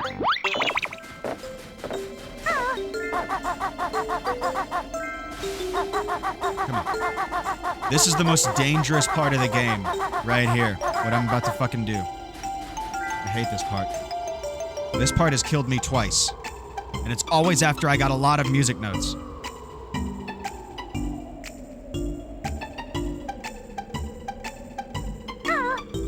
Okay.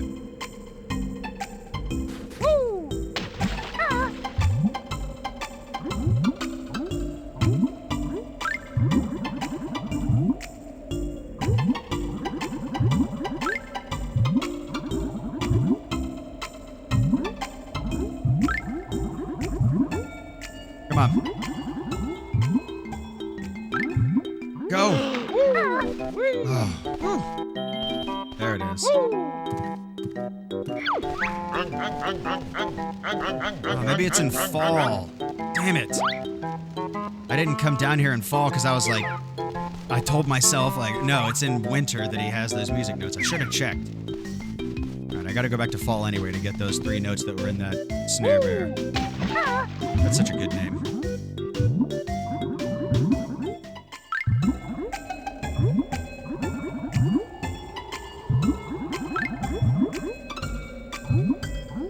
Go.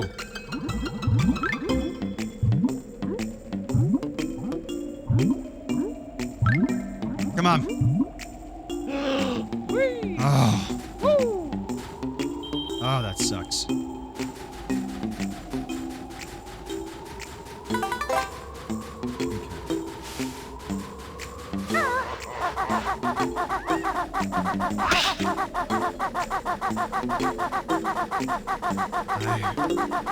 I don't know if there's any music notes in Nabnut's attic, but probably so. I need to get up in there anyway. I want that honeycomb ring.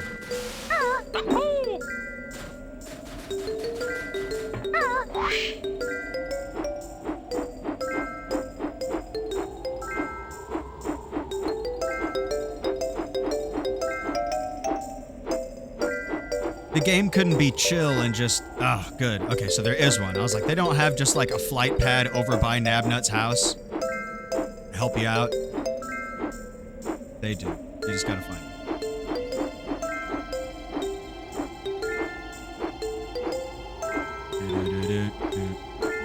I think I got it. Yes. Oh, it was sweet, sweet, sweet victory. All right. I can just fly in there. That's no big deal. I got it on the first try when you guys were watching. I used the power. It was the power of Grayskull.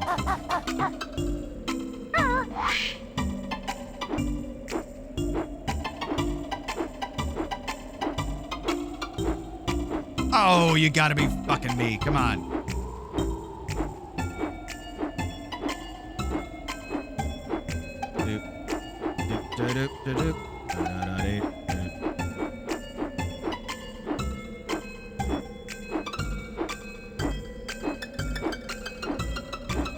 You bird. That's tough.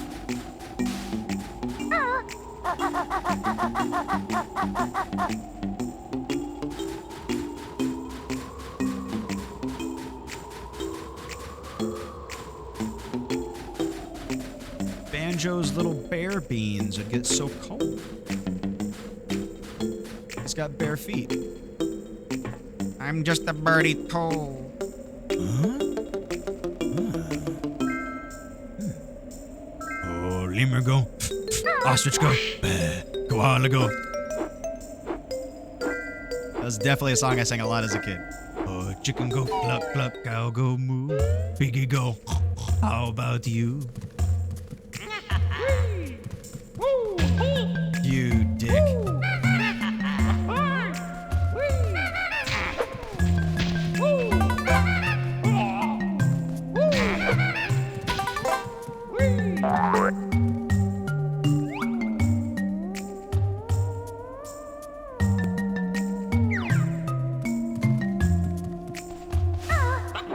Man, I made that bag of popcorn for the movie and then ate like, I don't know, a cup of that popcorn by the end of it. I had this fucking huge bowl full of popcorn left at the end. I was like, God damn it.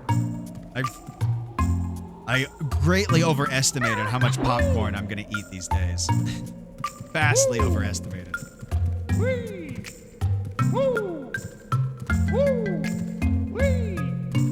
Back in the day, I definitely killed that whole fucking thing. Those Reese's Pieces are delicious, and there's still some left. They're real good. Love me some Reese's Pieces, especially with popcorn. That flavor combo, man. Movie theater butter on popcorn combined with Reese's Pieces right afterwards is just, so fucking good. That's like the pure flavor of going to see a movie in the theaters to me. Now, don't get me wrong. I love going to a theater that's like, we serve like real food and booze and stuff. That's awesome. Love that. Totally gonna get a beer. You know what I mean? But if it's not that kind of theater, I want some Reese's Pieces. Gotta keep going. Extra commitments. All right, Hedge. I appreciate you hanging out here at all, buddy. Thank you very much, man. Good luck with what else you gotta do. Have a good rest of your day. Enjoy the day. America. Fuck yeah. My leg. What's happening? It's just... The chat devolved. I looked away for 2 seconds. You're embarrassing me in front of the Kiwi. Alright? 82. It's not even leg, it's leg. It's like L-A-I-G-H. My... no, H-G. My leg.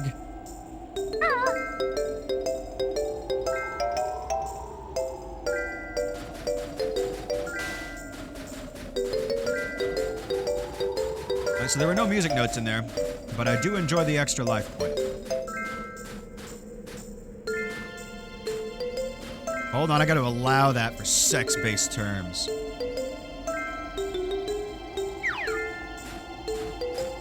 You know, I thought I could put those sound clips in my channel. I see a lot of people with those in there, and I was like, yeah, but everybody's got those in their channel. Everybody's got grab his dick and twist it.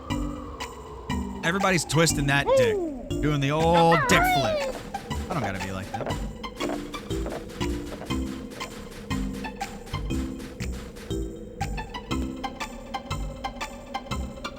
It's going to be 911 times 2,356. You know what that is? Nobody does. Nobody does. Good old dick flip. Oh my god, dude. That's an MMA match. Twist that dick!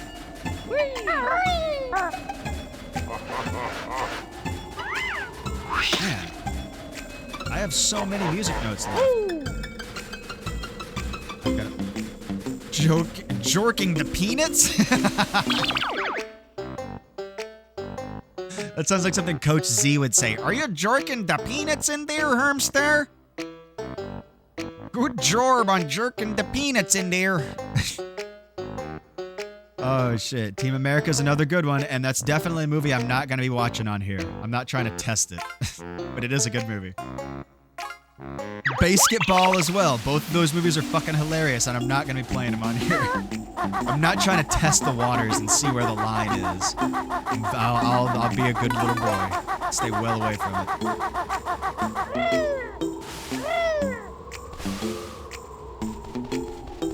Jorking the peanuts.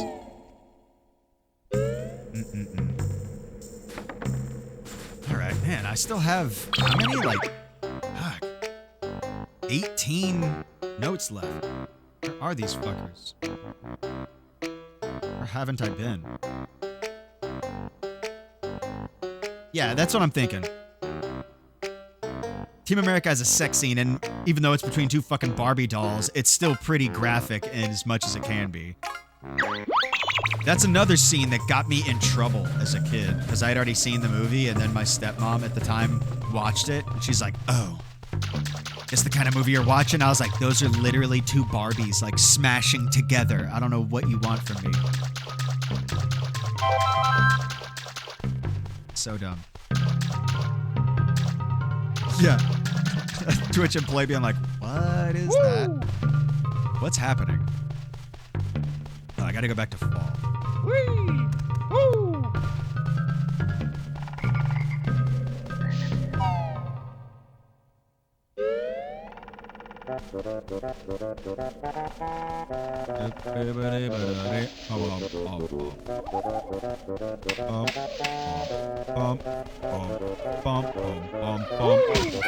The song's almost polka.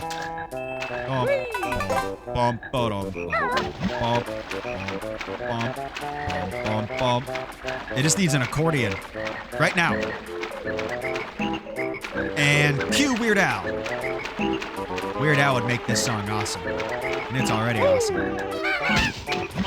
Oh. You naughty beaver. Show me your secrets. Tell me of your tale.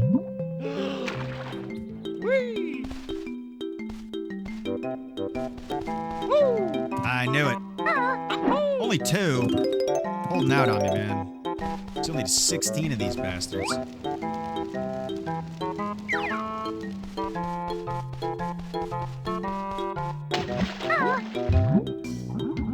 Where didn't I go?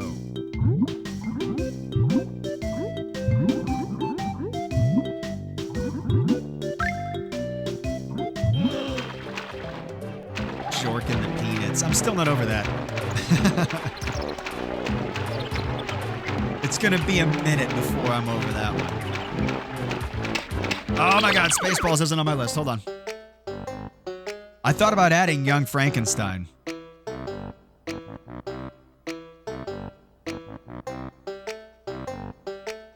Got it. Good call. Good call. Not Your Grandpa's Podcast. That's a fantastic addition. I'd love to watch Blazing Saddles, but I will not be watching Blazing Saddles on my Twitch. I'm just not trying to test those waters, man. I fucking love Blazing Saddles. That movie's hilarious. All the Mel Brooks movies are hilarious.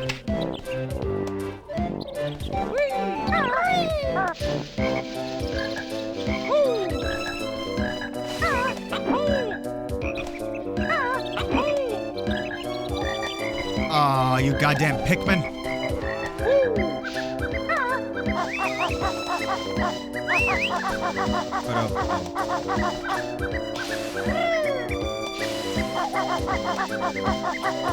I'm pretty sure Young Frankenstein is a Mel Brooks movie.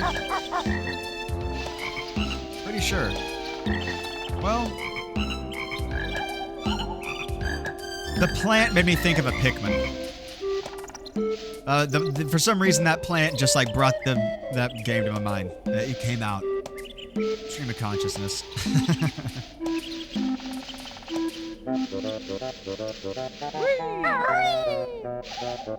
Now I'm curious. I guess I just assumed Young Frankenstein was a Mel Brooks movie. He's not in all of his own movies, but he is in most of them. I like the Pikmin games a lot too. I've only played the first one. I played the first one a good chunk, and then I played like one session of the second one, and I never played 3 or 4. But I mean, they were good. I liked them. I recently watched a like Ultimate recap or something. It wasn't from the Ultimate series, but it was like everything you need to know about the Pikmin, you know, in like 10 minutes or something. It did like a montage of like the entire story of the entire Pikmin series.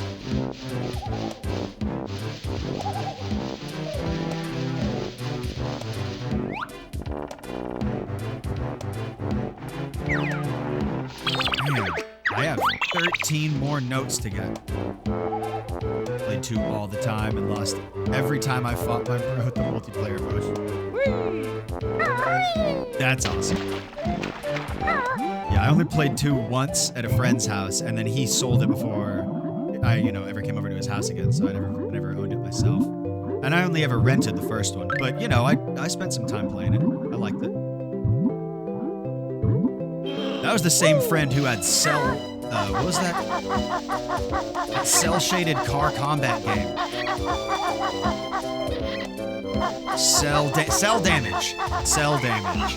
We would play that multiplayer all the time. That was one of the best car combat games that wasn't Twisted Metal. That one found its own way and then did it really well. Pikmin was decent. I enjoyed it. No. Nunca. Fuck, where are the last notes?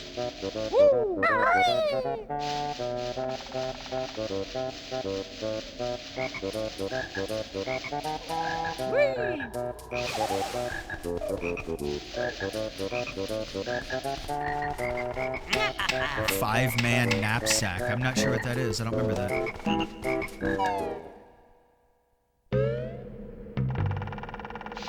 Oh, okay. 5-man nap. Man, it's been a long time. It's been a minute. Woo!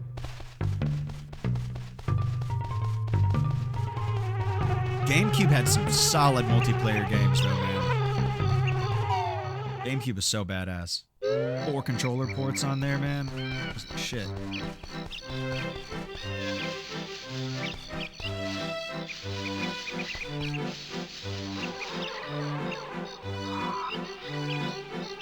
It allows you to play dead and your Pikmin carry you back to the ship. I'm so tired. I couldn't step another bite.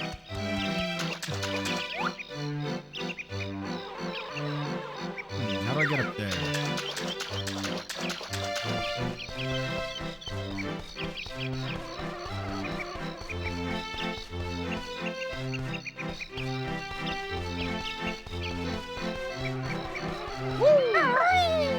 I need to figure out the actual date of Easter, like when it is. There's a game that I always play on Easter. I always play it every Easter, and I've done it since I was a kid. Allows you to. It's a PS1 game, pretty fucking obscure. A lot of people don't even know about this game, but it's called Urban Chaos. And it's just a tradition that I started for myself as a child, because I rented it around Easter and played it on Easter morning. And then the next year I did it again, and I was like, I'm gonna make this my thing. And then, I just would rent that game and play it every now and then. But I own it now, and I play it every Easter.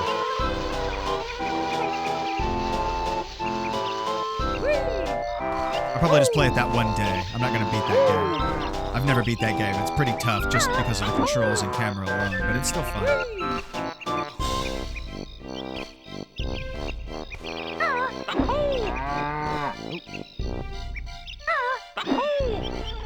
Gotta climb this Pikmin tower. Ooh. There's nothing up here? I really thought there might be some notes.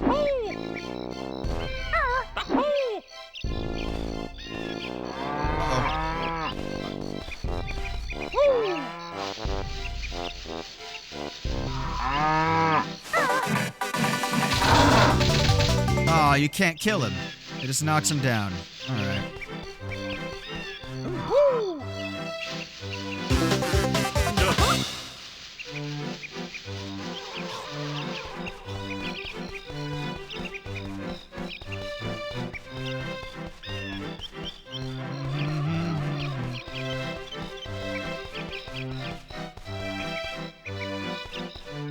I don't know if there's any music notes on this log over there or not. It's too far away for anything to load in. Kinda. Maybe there's not. I don't know. I'm missing 13 though, so there's like multiple locations that have a few in it that I haven't found yet. Where? You guys got any suggestions where I might not have looked?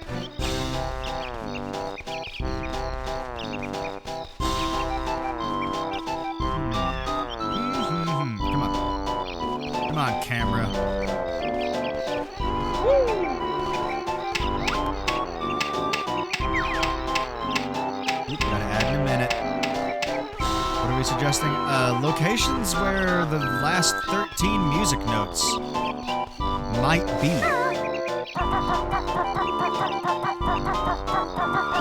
I was hoping Quokka or Mihoyo Boyo would be like, oh, there's this one spot. But I know how they are. They don't help. They enjoy the struggle. Oh, it's in those places. Oh, duh. Can't believe I didn't do the thing about the stuff in the place. I'm a dumb. Let me look in here.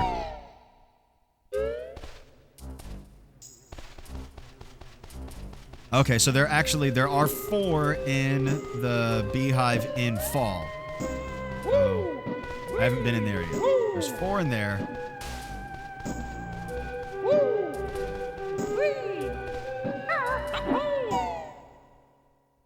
It's been you in every Spyro level. You're like, oh, all right, where the fuck haven't I been? You know, I did watch you play for a little bit one day. You know, at work actually. It worked one time, and I got to watch you play Spyro, and that's what you were doing. Maybe it was home. Ah, man, whatever. I don't remember where I was, I guess. But the point is, I was watching you play it, and what you were doing was you were like, where's that last statue? Gotta breathe fire on this last monkey statue, this weird Buddha monkey. You found it, though. You found it.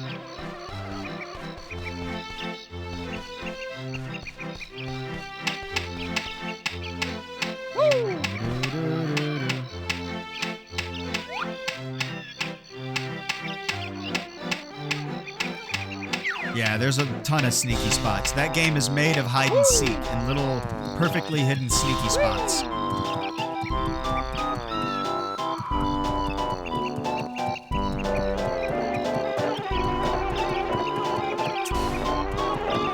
It's not Nabnut. I already been in there.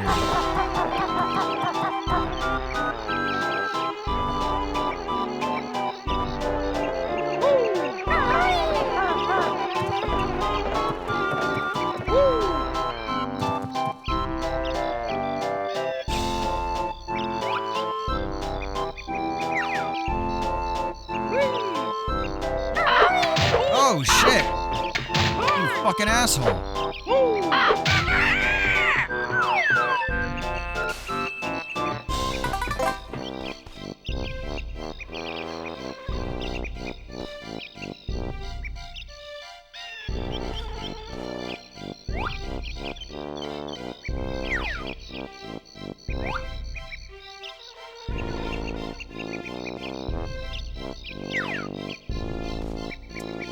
I guess I can try to drop down on that log from up above.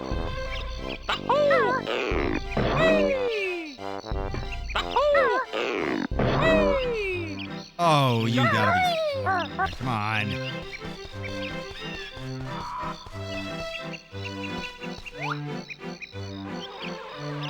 I don't see any notes over there. I don't think there are notes over there.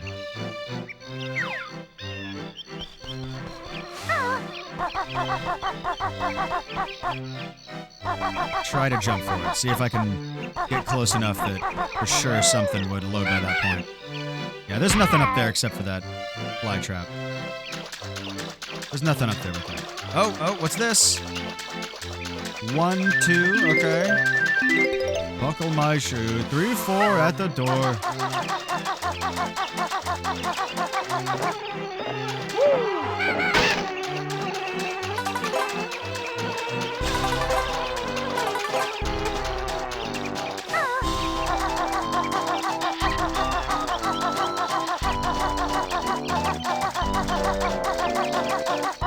And then there's the 4 that I get from the beehive and fall. I'm gonna grab those. 5.6, I poop out sticks. 5, 6, meat really stinks.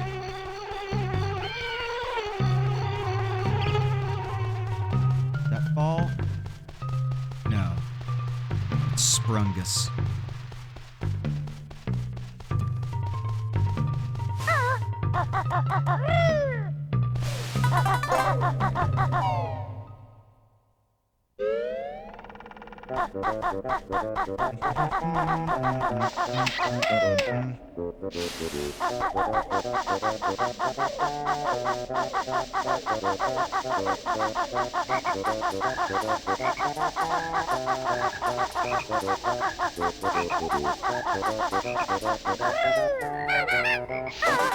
Oh, you fucking bird. Yeah, it's the bird's fault.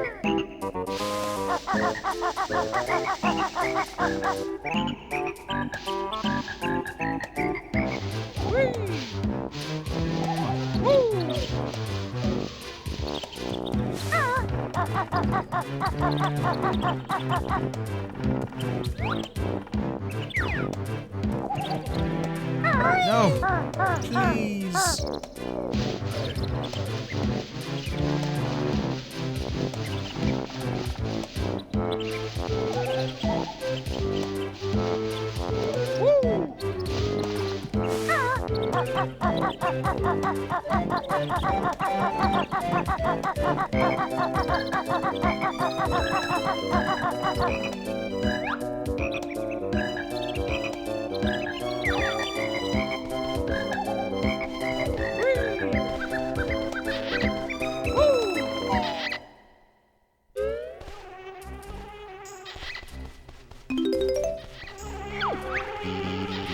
Buzz, buzz.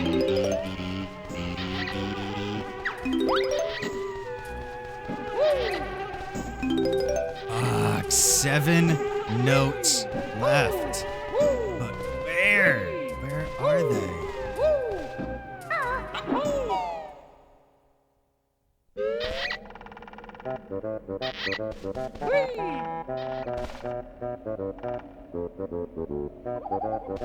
I'm gonna go to spring. I feel like I haven't searched that one as thoroughly as I've done the others.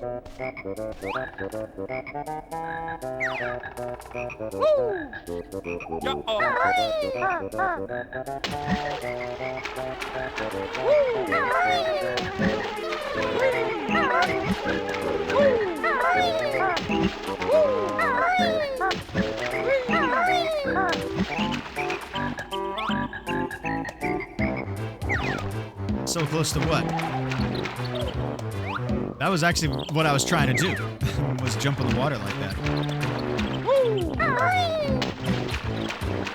Oh, you mean I'm so close to the end? I am. Yeah, I'm so close to the end. As soon as I get them, then I can fight the boss.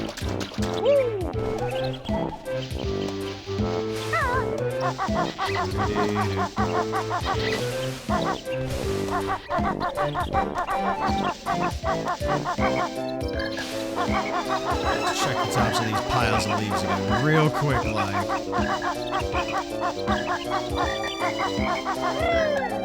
Oh, there's some.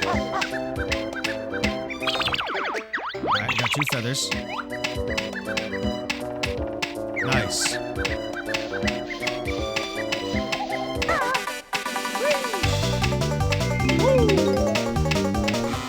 Uh-oh.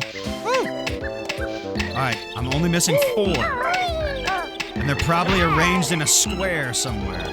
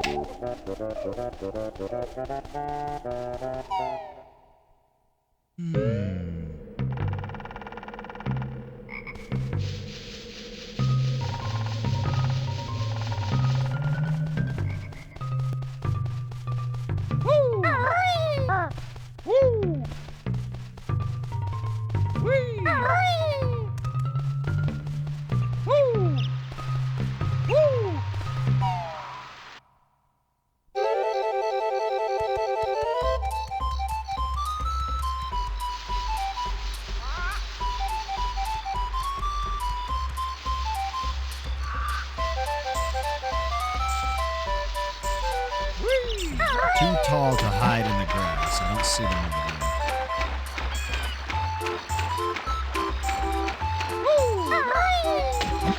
beaver's all plugged up. Don't need to talk to him.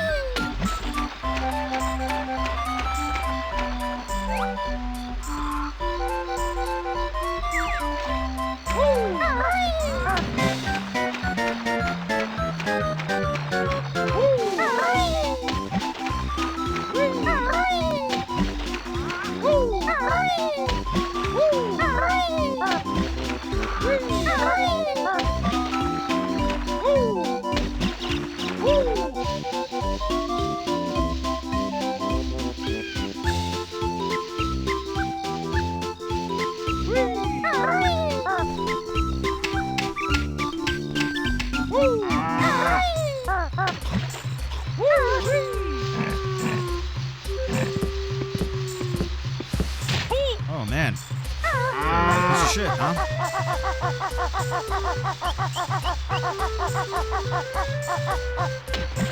Nothing down there. Health is cool. Whatever.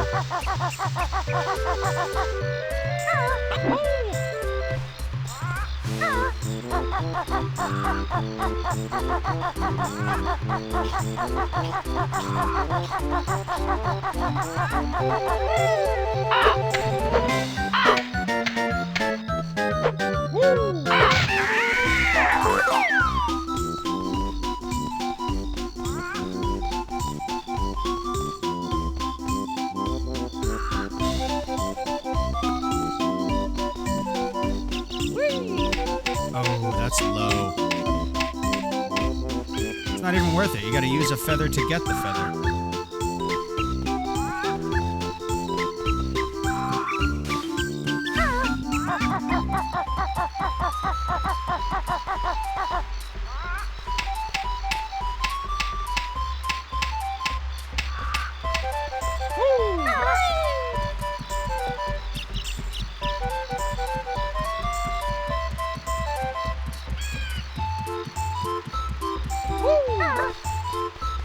Booty Tang! The man. Hell yeah. Booty Tang's a badass dude, y'all. If you don't know, now you do. Got a pretty badass community going over there. Plays a lot of Warzone, which looks like a fun game. But when I watch him play it, it makes me want to bust out Rainbow Six Vegas 2. I have that on the 360. This reminds me of that game, and I'm like, God, that was such a good game. I should play that again. You take off his glasses and then just put them right back on. Okay, there you go. Trying to go through them.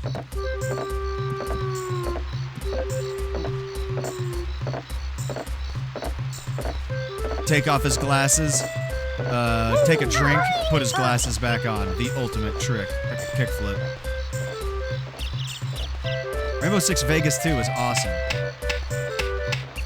Aw, man. Army of Two. That's a good one. That's a really good two-player game. Once you've played that game two-player, you can't play it single-player. It's just like something's missing, you know? There's an element to this game that's not even being utilized right now.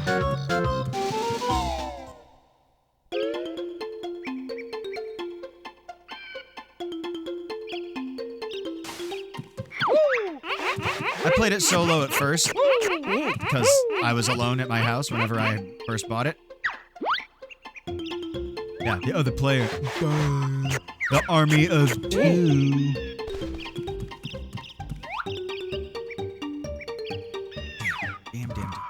Well, you're lucky, dude. You're lucky that you got a dad that knows how to play video games and wants to play them with you. My dad does not.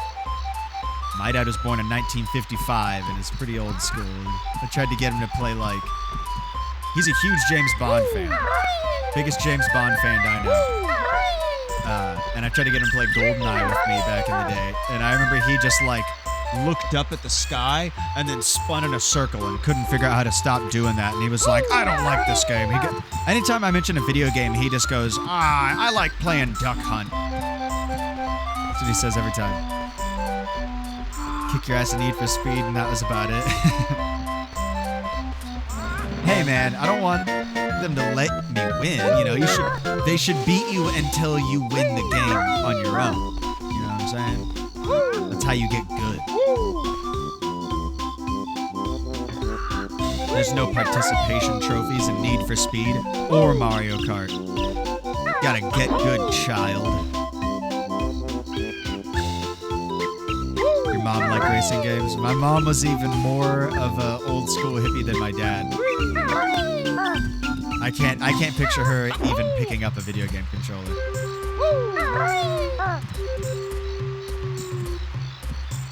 Go to get wrecked. Happy birthday. Started messing with her car. She's like, "You're cheating! You're both grounded." You're like, "Come on, man, let's do it. She can't ground us all. Let's fucking go for it, man. Side checker. Do a pit maneuver." There's nothing in here but extra lives. There's no notes.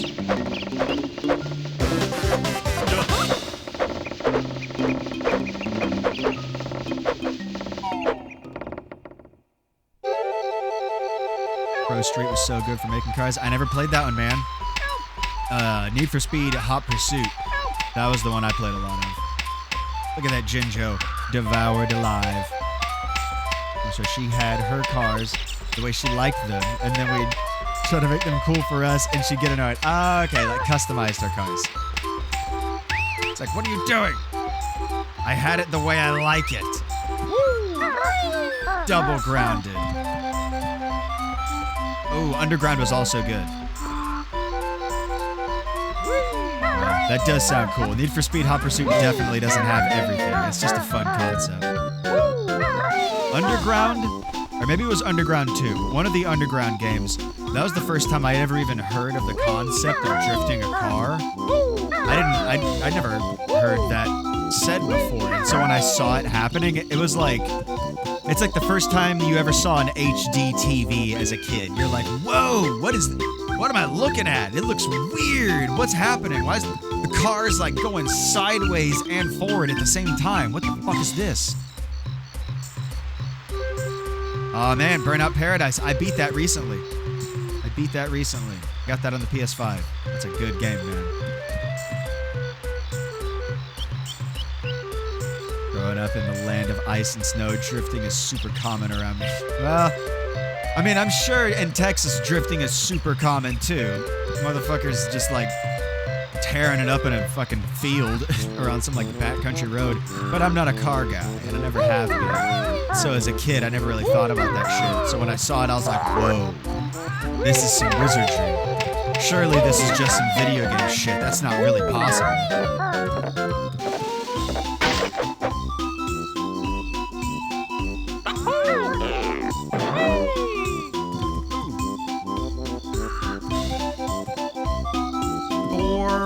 Notes left.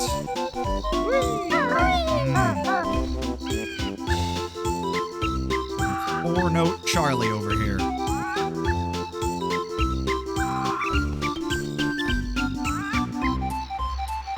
Don't like being in cars in real life, but love racing games. That's a strange duality. Interesting. That's cool. Oh, I'm gonna get hurt. I bet you beat me at racing games. It's not that I dislike them. They're just one of my least played types of games. I remember the Xbox original. If you got the disc that had Jet Grind Radio Future on it, it had some racing game on the other side, like Sega Racing or some shit like that. Sega Rally, something along those lines. Sega GT. Yeah. And I played that a little bit. I wanted to like it, but I didn't. I didn't like it too much. It was too much it was trying to be a simulator too much, in my opinion.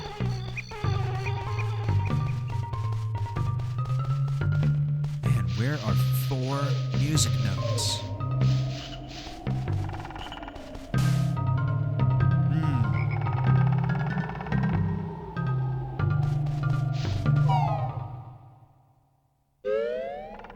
Need for Speed Underground, my brother. We had a 2-mile-per-hour race because we forgot how to change gears. That's awesome. Everybody watching that race on the sidelines is just like, oh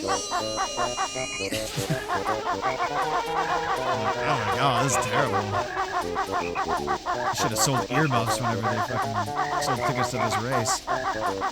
Watching this race is like watching someone play Road Rash back in the day, just the whole time. The maxed out engine noise.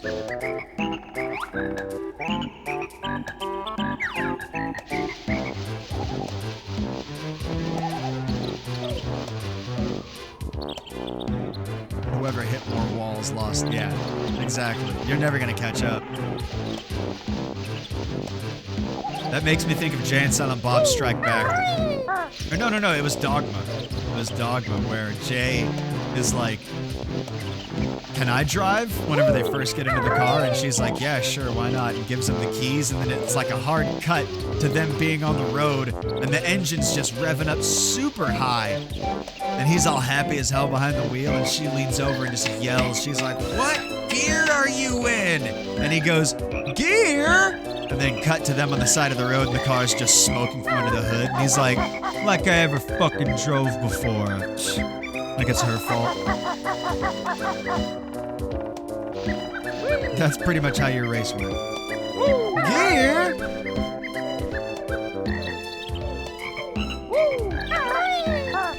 Oh. Oh no!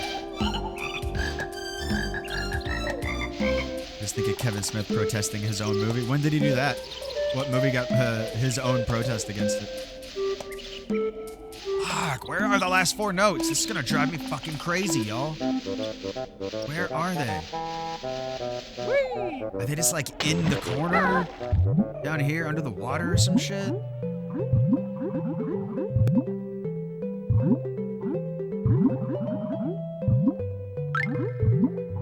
Man, I wish the draw distance in this game was further. It's so shitty to have to like walk right up on something just to see if it's there.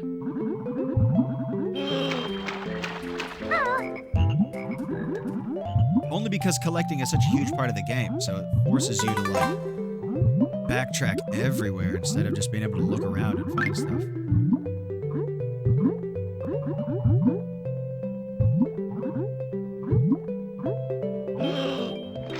Ask the big cat where the last 2 pieces are, and he'll tell you after you catch Froggy.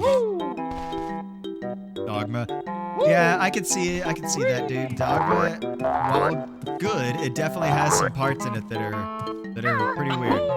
It hits differently now than it did back then. I've watched it fairly recently, and it does hit a little different now. Ask the big cat where the last 3 pieces are, and he'll tell you after you catch Froggy. Oh, Froggy, where are the last 4 music notes? Okay, Froggy. I like Big the cat, but gosh bedoodled, that don't help me. A news reporter is in a crowd of protesters outside the theater, and Kevin Smith ends up filming the interview protesting. Huh. Wow, I'll have to look that up. I did not know that.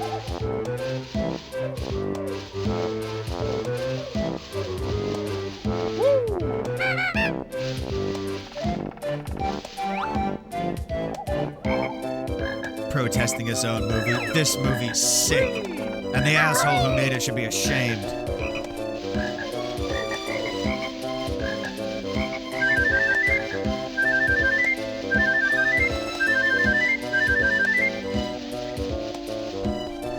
Oh, he did it as a joke. The interview is funny though when you realize it's Kevin Smith. Oh, I see. I see. Okay. It's like, I wonder why he did that.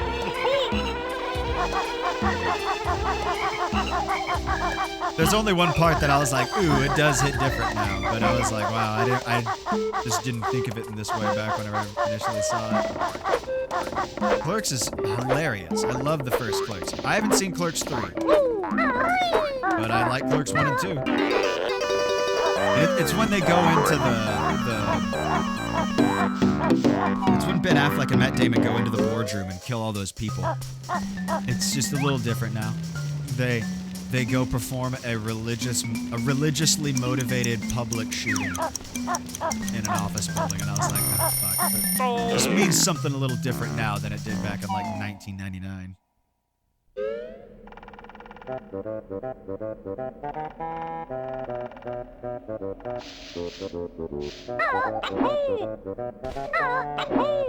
He's like, but you didn't say God bless you when I sneezed.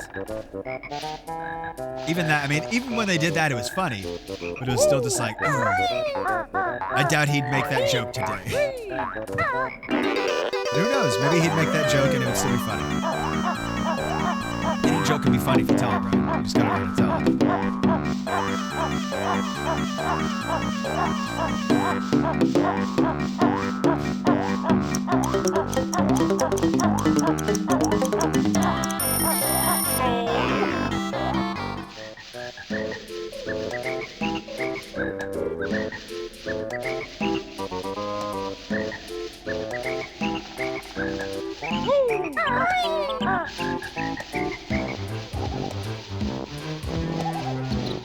Seriously, y'all, tell me where those 4 music notes are. Come on. Work it over, y'all. I'll be your best friend. Aw, you're mean. Come on.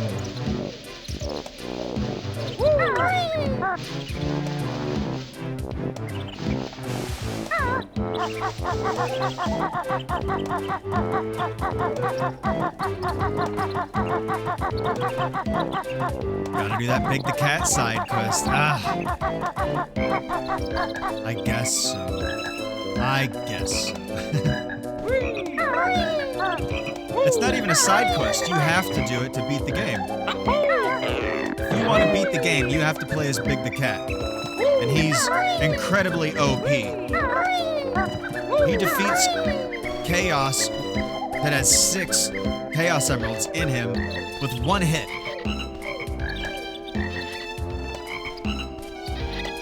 The fishing minigames are actually pretty fucking easy if you know where to stand. If you just position Big in the right spot, they're really, really easy.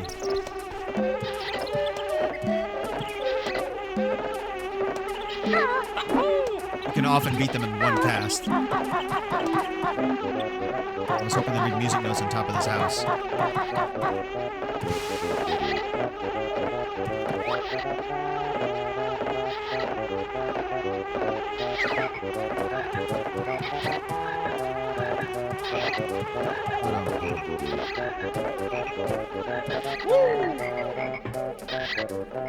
I'm gonna go back to spring and become a bumblebee because I haven't done that yet in this playthrough or this little session. Oh, well, I landed on it. Not that I wanted to this time, but I did see for sure there's no notes over there. Smashed my face right into it.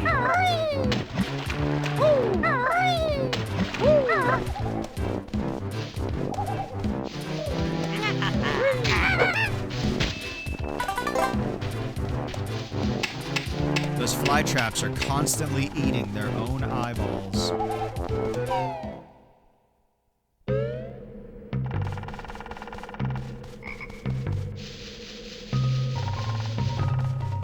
Springs this way.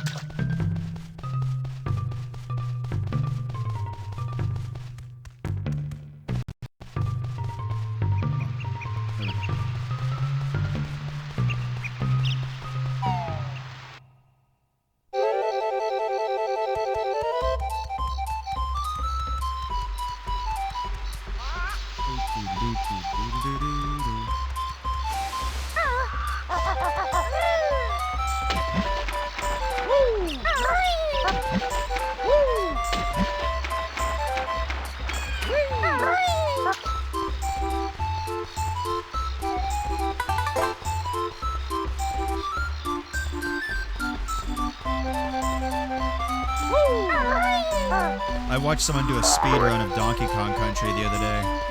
It's insane the things that they do. Just to make themselves move faster and save themselves like a couple milliseconds, you know? They do all sorts of crazy shit.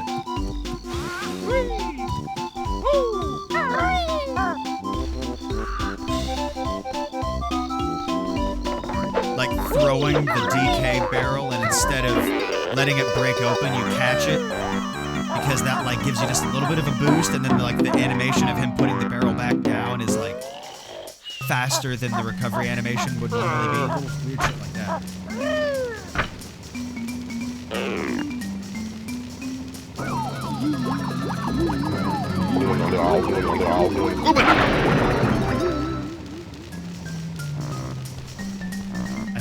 Man, I think this is still my favorite Banjo transformation. I did not, well, maybe I didn't. Winter area, huh? I was thinking maybe if I was the bee, I might see like 4 notes on the underside of a surface. Here, let me go do that.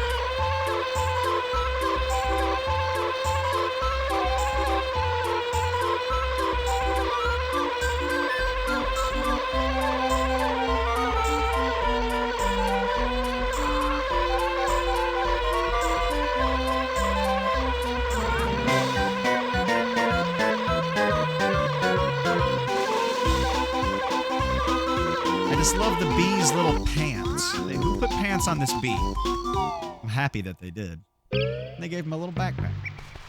Look at him go, he's all chunky.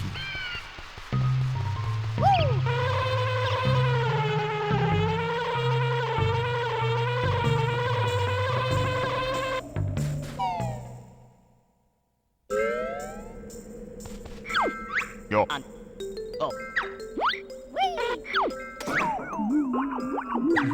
Got as far as I could.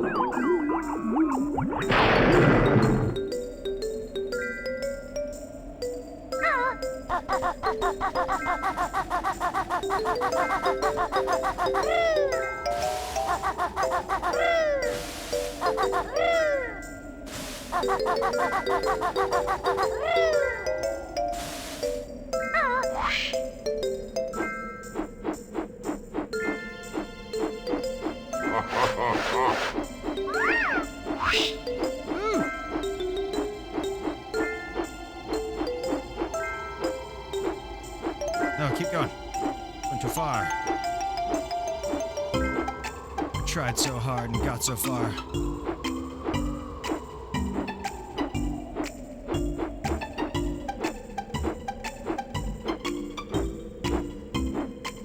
Come on. Be here. Be the ones. Oh! New elements! The wizard. Bro, yes. Thank you so much.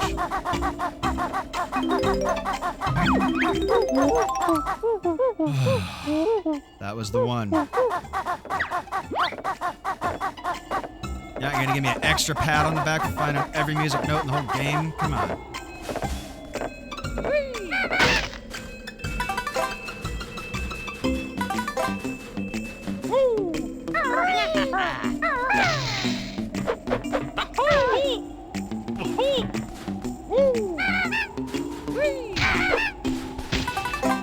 That's so cool, man. Thank you very much for helping me with that.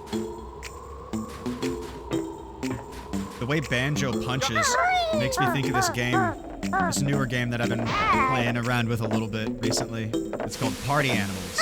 You guys ever play that? I don't know how new it is. It's new to me. And it's a lot newer than most of the games I've played. It's fun. It's a good little party game. The guy knows the only place I've ever seen you go. Ah, appreciate that. Thanks, Microchip. Hell yeah, I got my man on the inside. He's hacking the net. So, I'm in. Ooh, that's another movie. I'm putting Kung Fury on the list.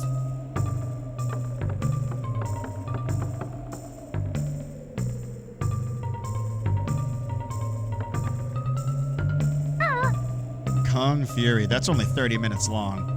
That's just a YouTube video.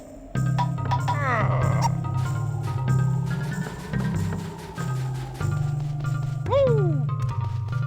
Woo! Wee!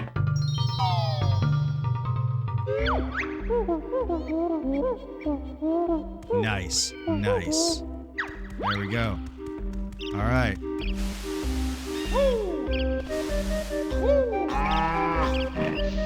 Okay, so it's getting towards the end of my time.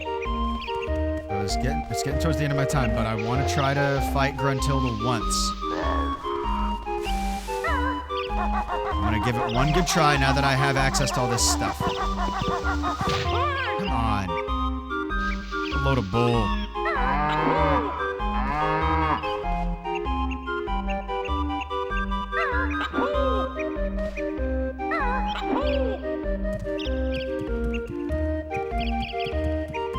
No health? You. Give me your health.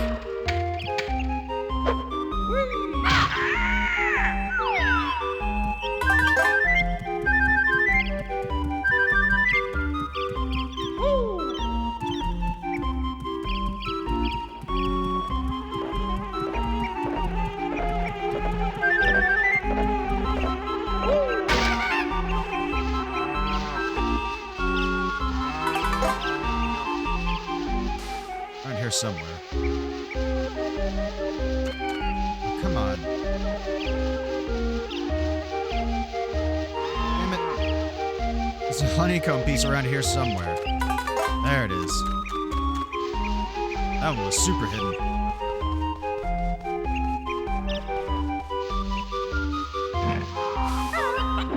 Oh boy.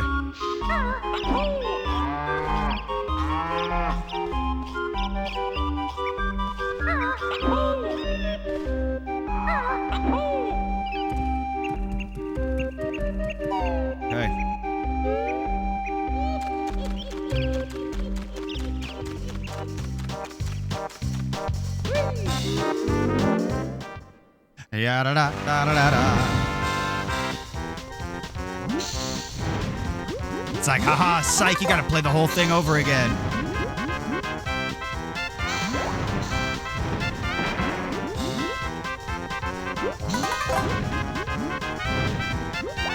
This particular room is very Super Mario 64 adjacent, at least aesthetic-wise.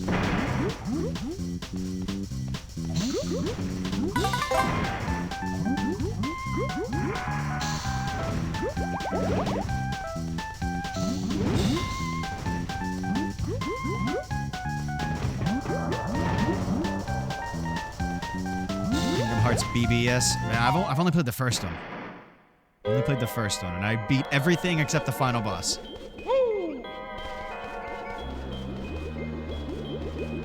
Hey, there's a life up here.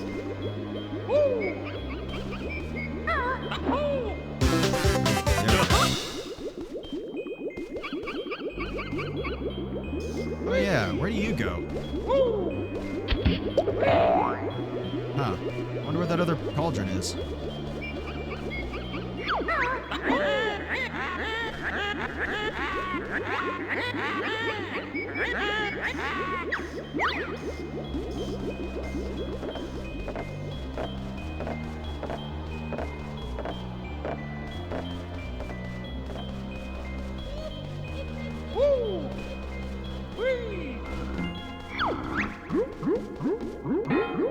Oh yeah, that nasty guy.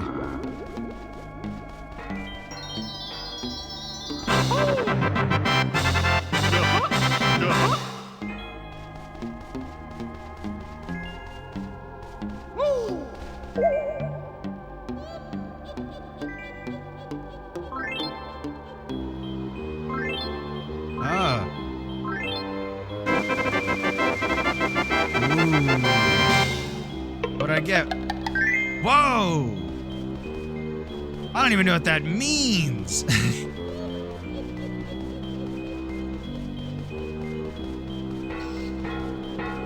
Whoa, yeah, Gruntilda's always going against the community guidelines. I really thought behind that door there was going to be a thing that's like, alright, this will refill all your red feathers. Oh, maybe it's that one.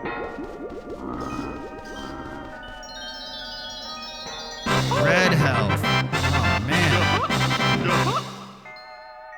Yeah, that's what it makes me think. It's like armor or some shit.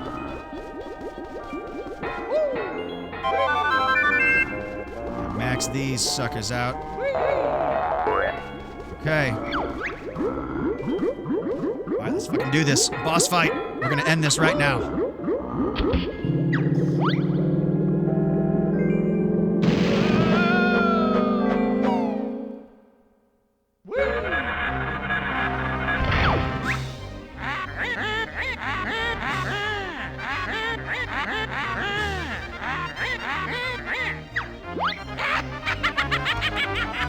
come on.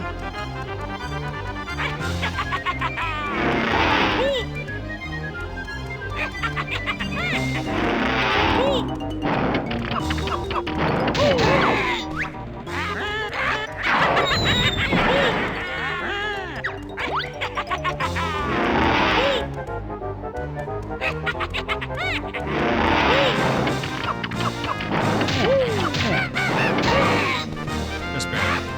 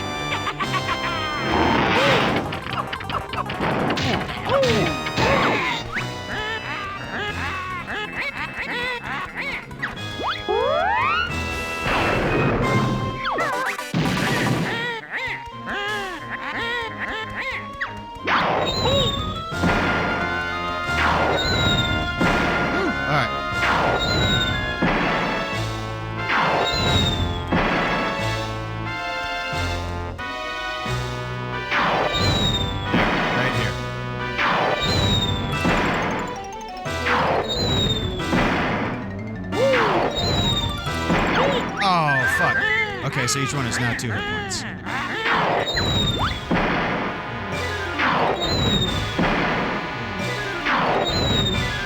Four fireballs.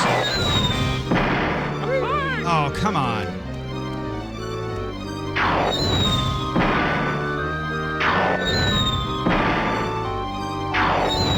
Yeah, Raim's really good.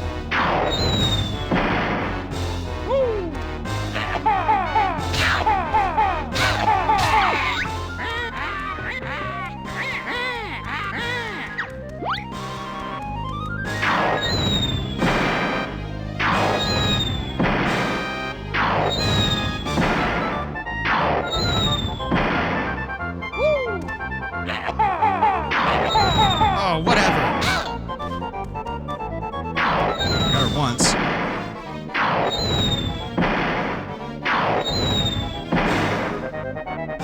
Oh, shit. Wasn't ready. I thought there was gonna be a fourth one.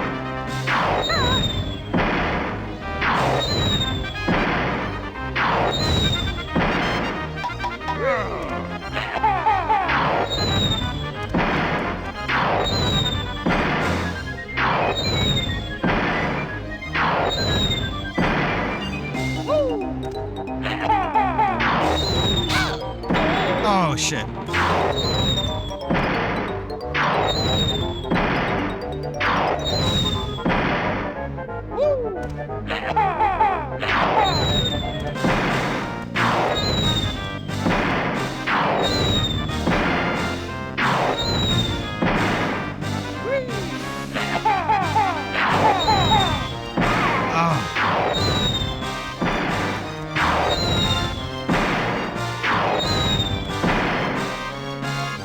Rotate the camera so it's helpful. There. Right there.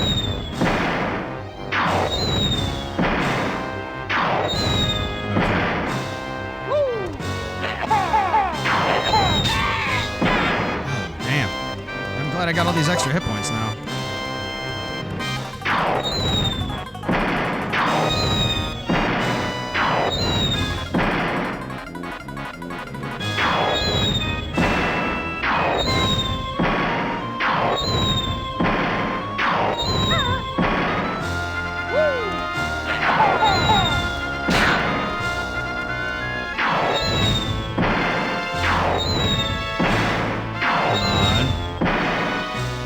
Shit, I wasn't ready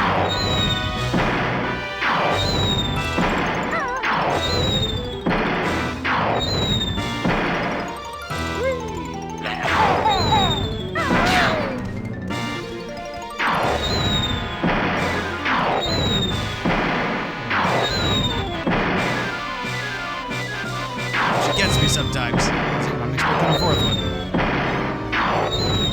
Come on.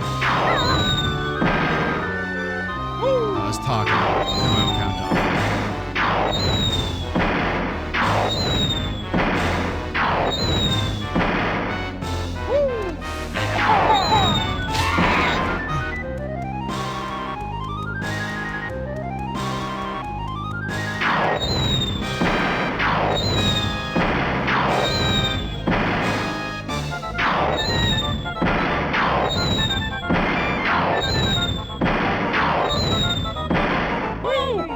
Man, they don't give you a lot of time on this one.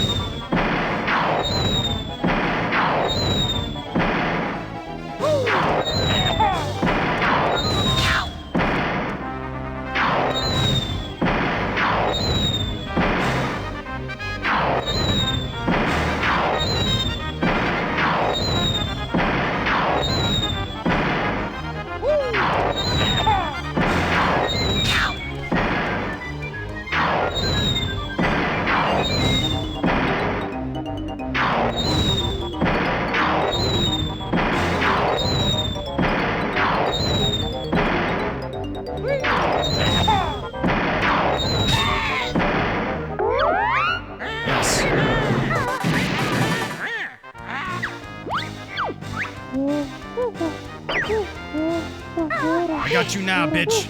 Let's do this.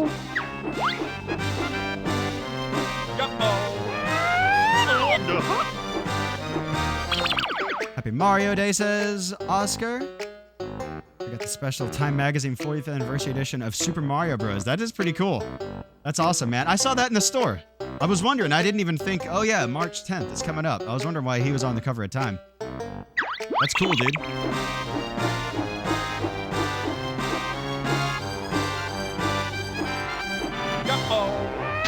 Yeah. Head on. Oh, gross. Oh, no! No! No!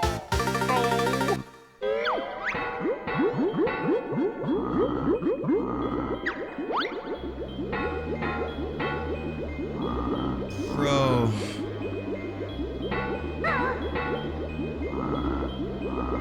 Oh.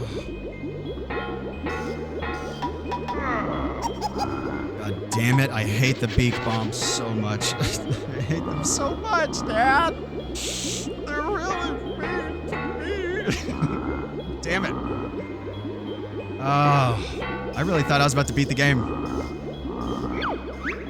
I really thought I was about to beat the game. That means the next session that I play this is just going to be like me doing the boss fight. And then maybe just jumping into Spyro. We'll see. We'll see, you guys. We'll see. I had a lot of fun with you guys tonight, though. This was awesome. It's always fun. Always fun hanging out with y'all. Especially so whenever I'm playing a game that I actually enjoy, like Banjo-Kazooie. This is a genuinely good game. So, this was awesome. Let's raid out, y'all.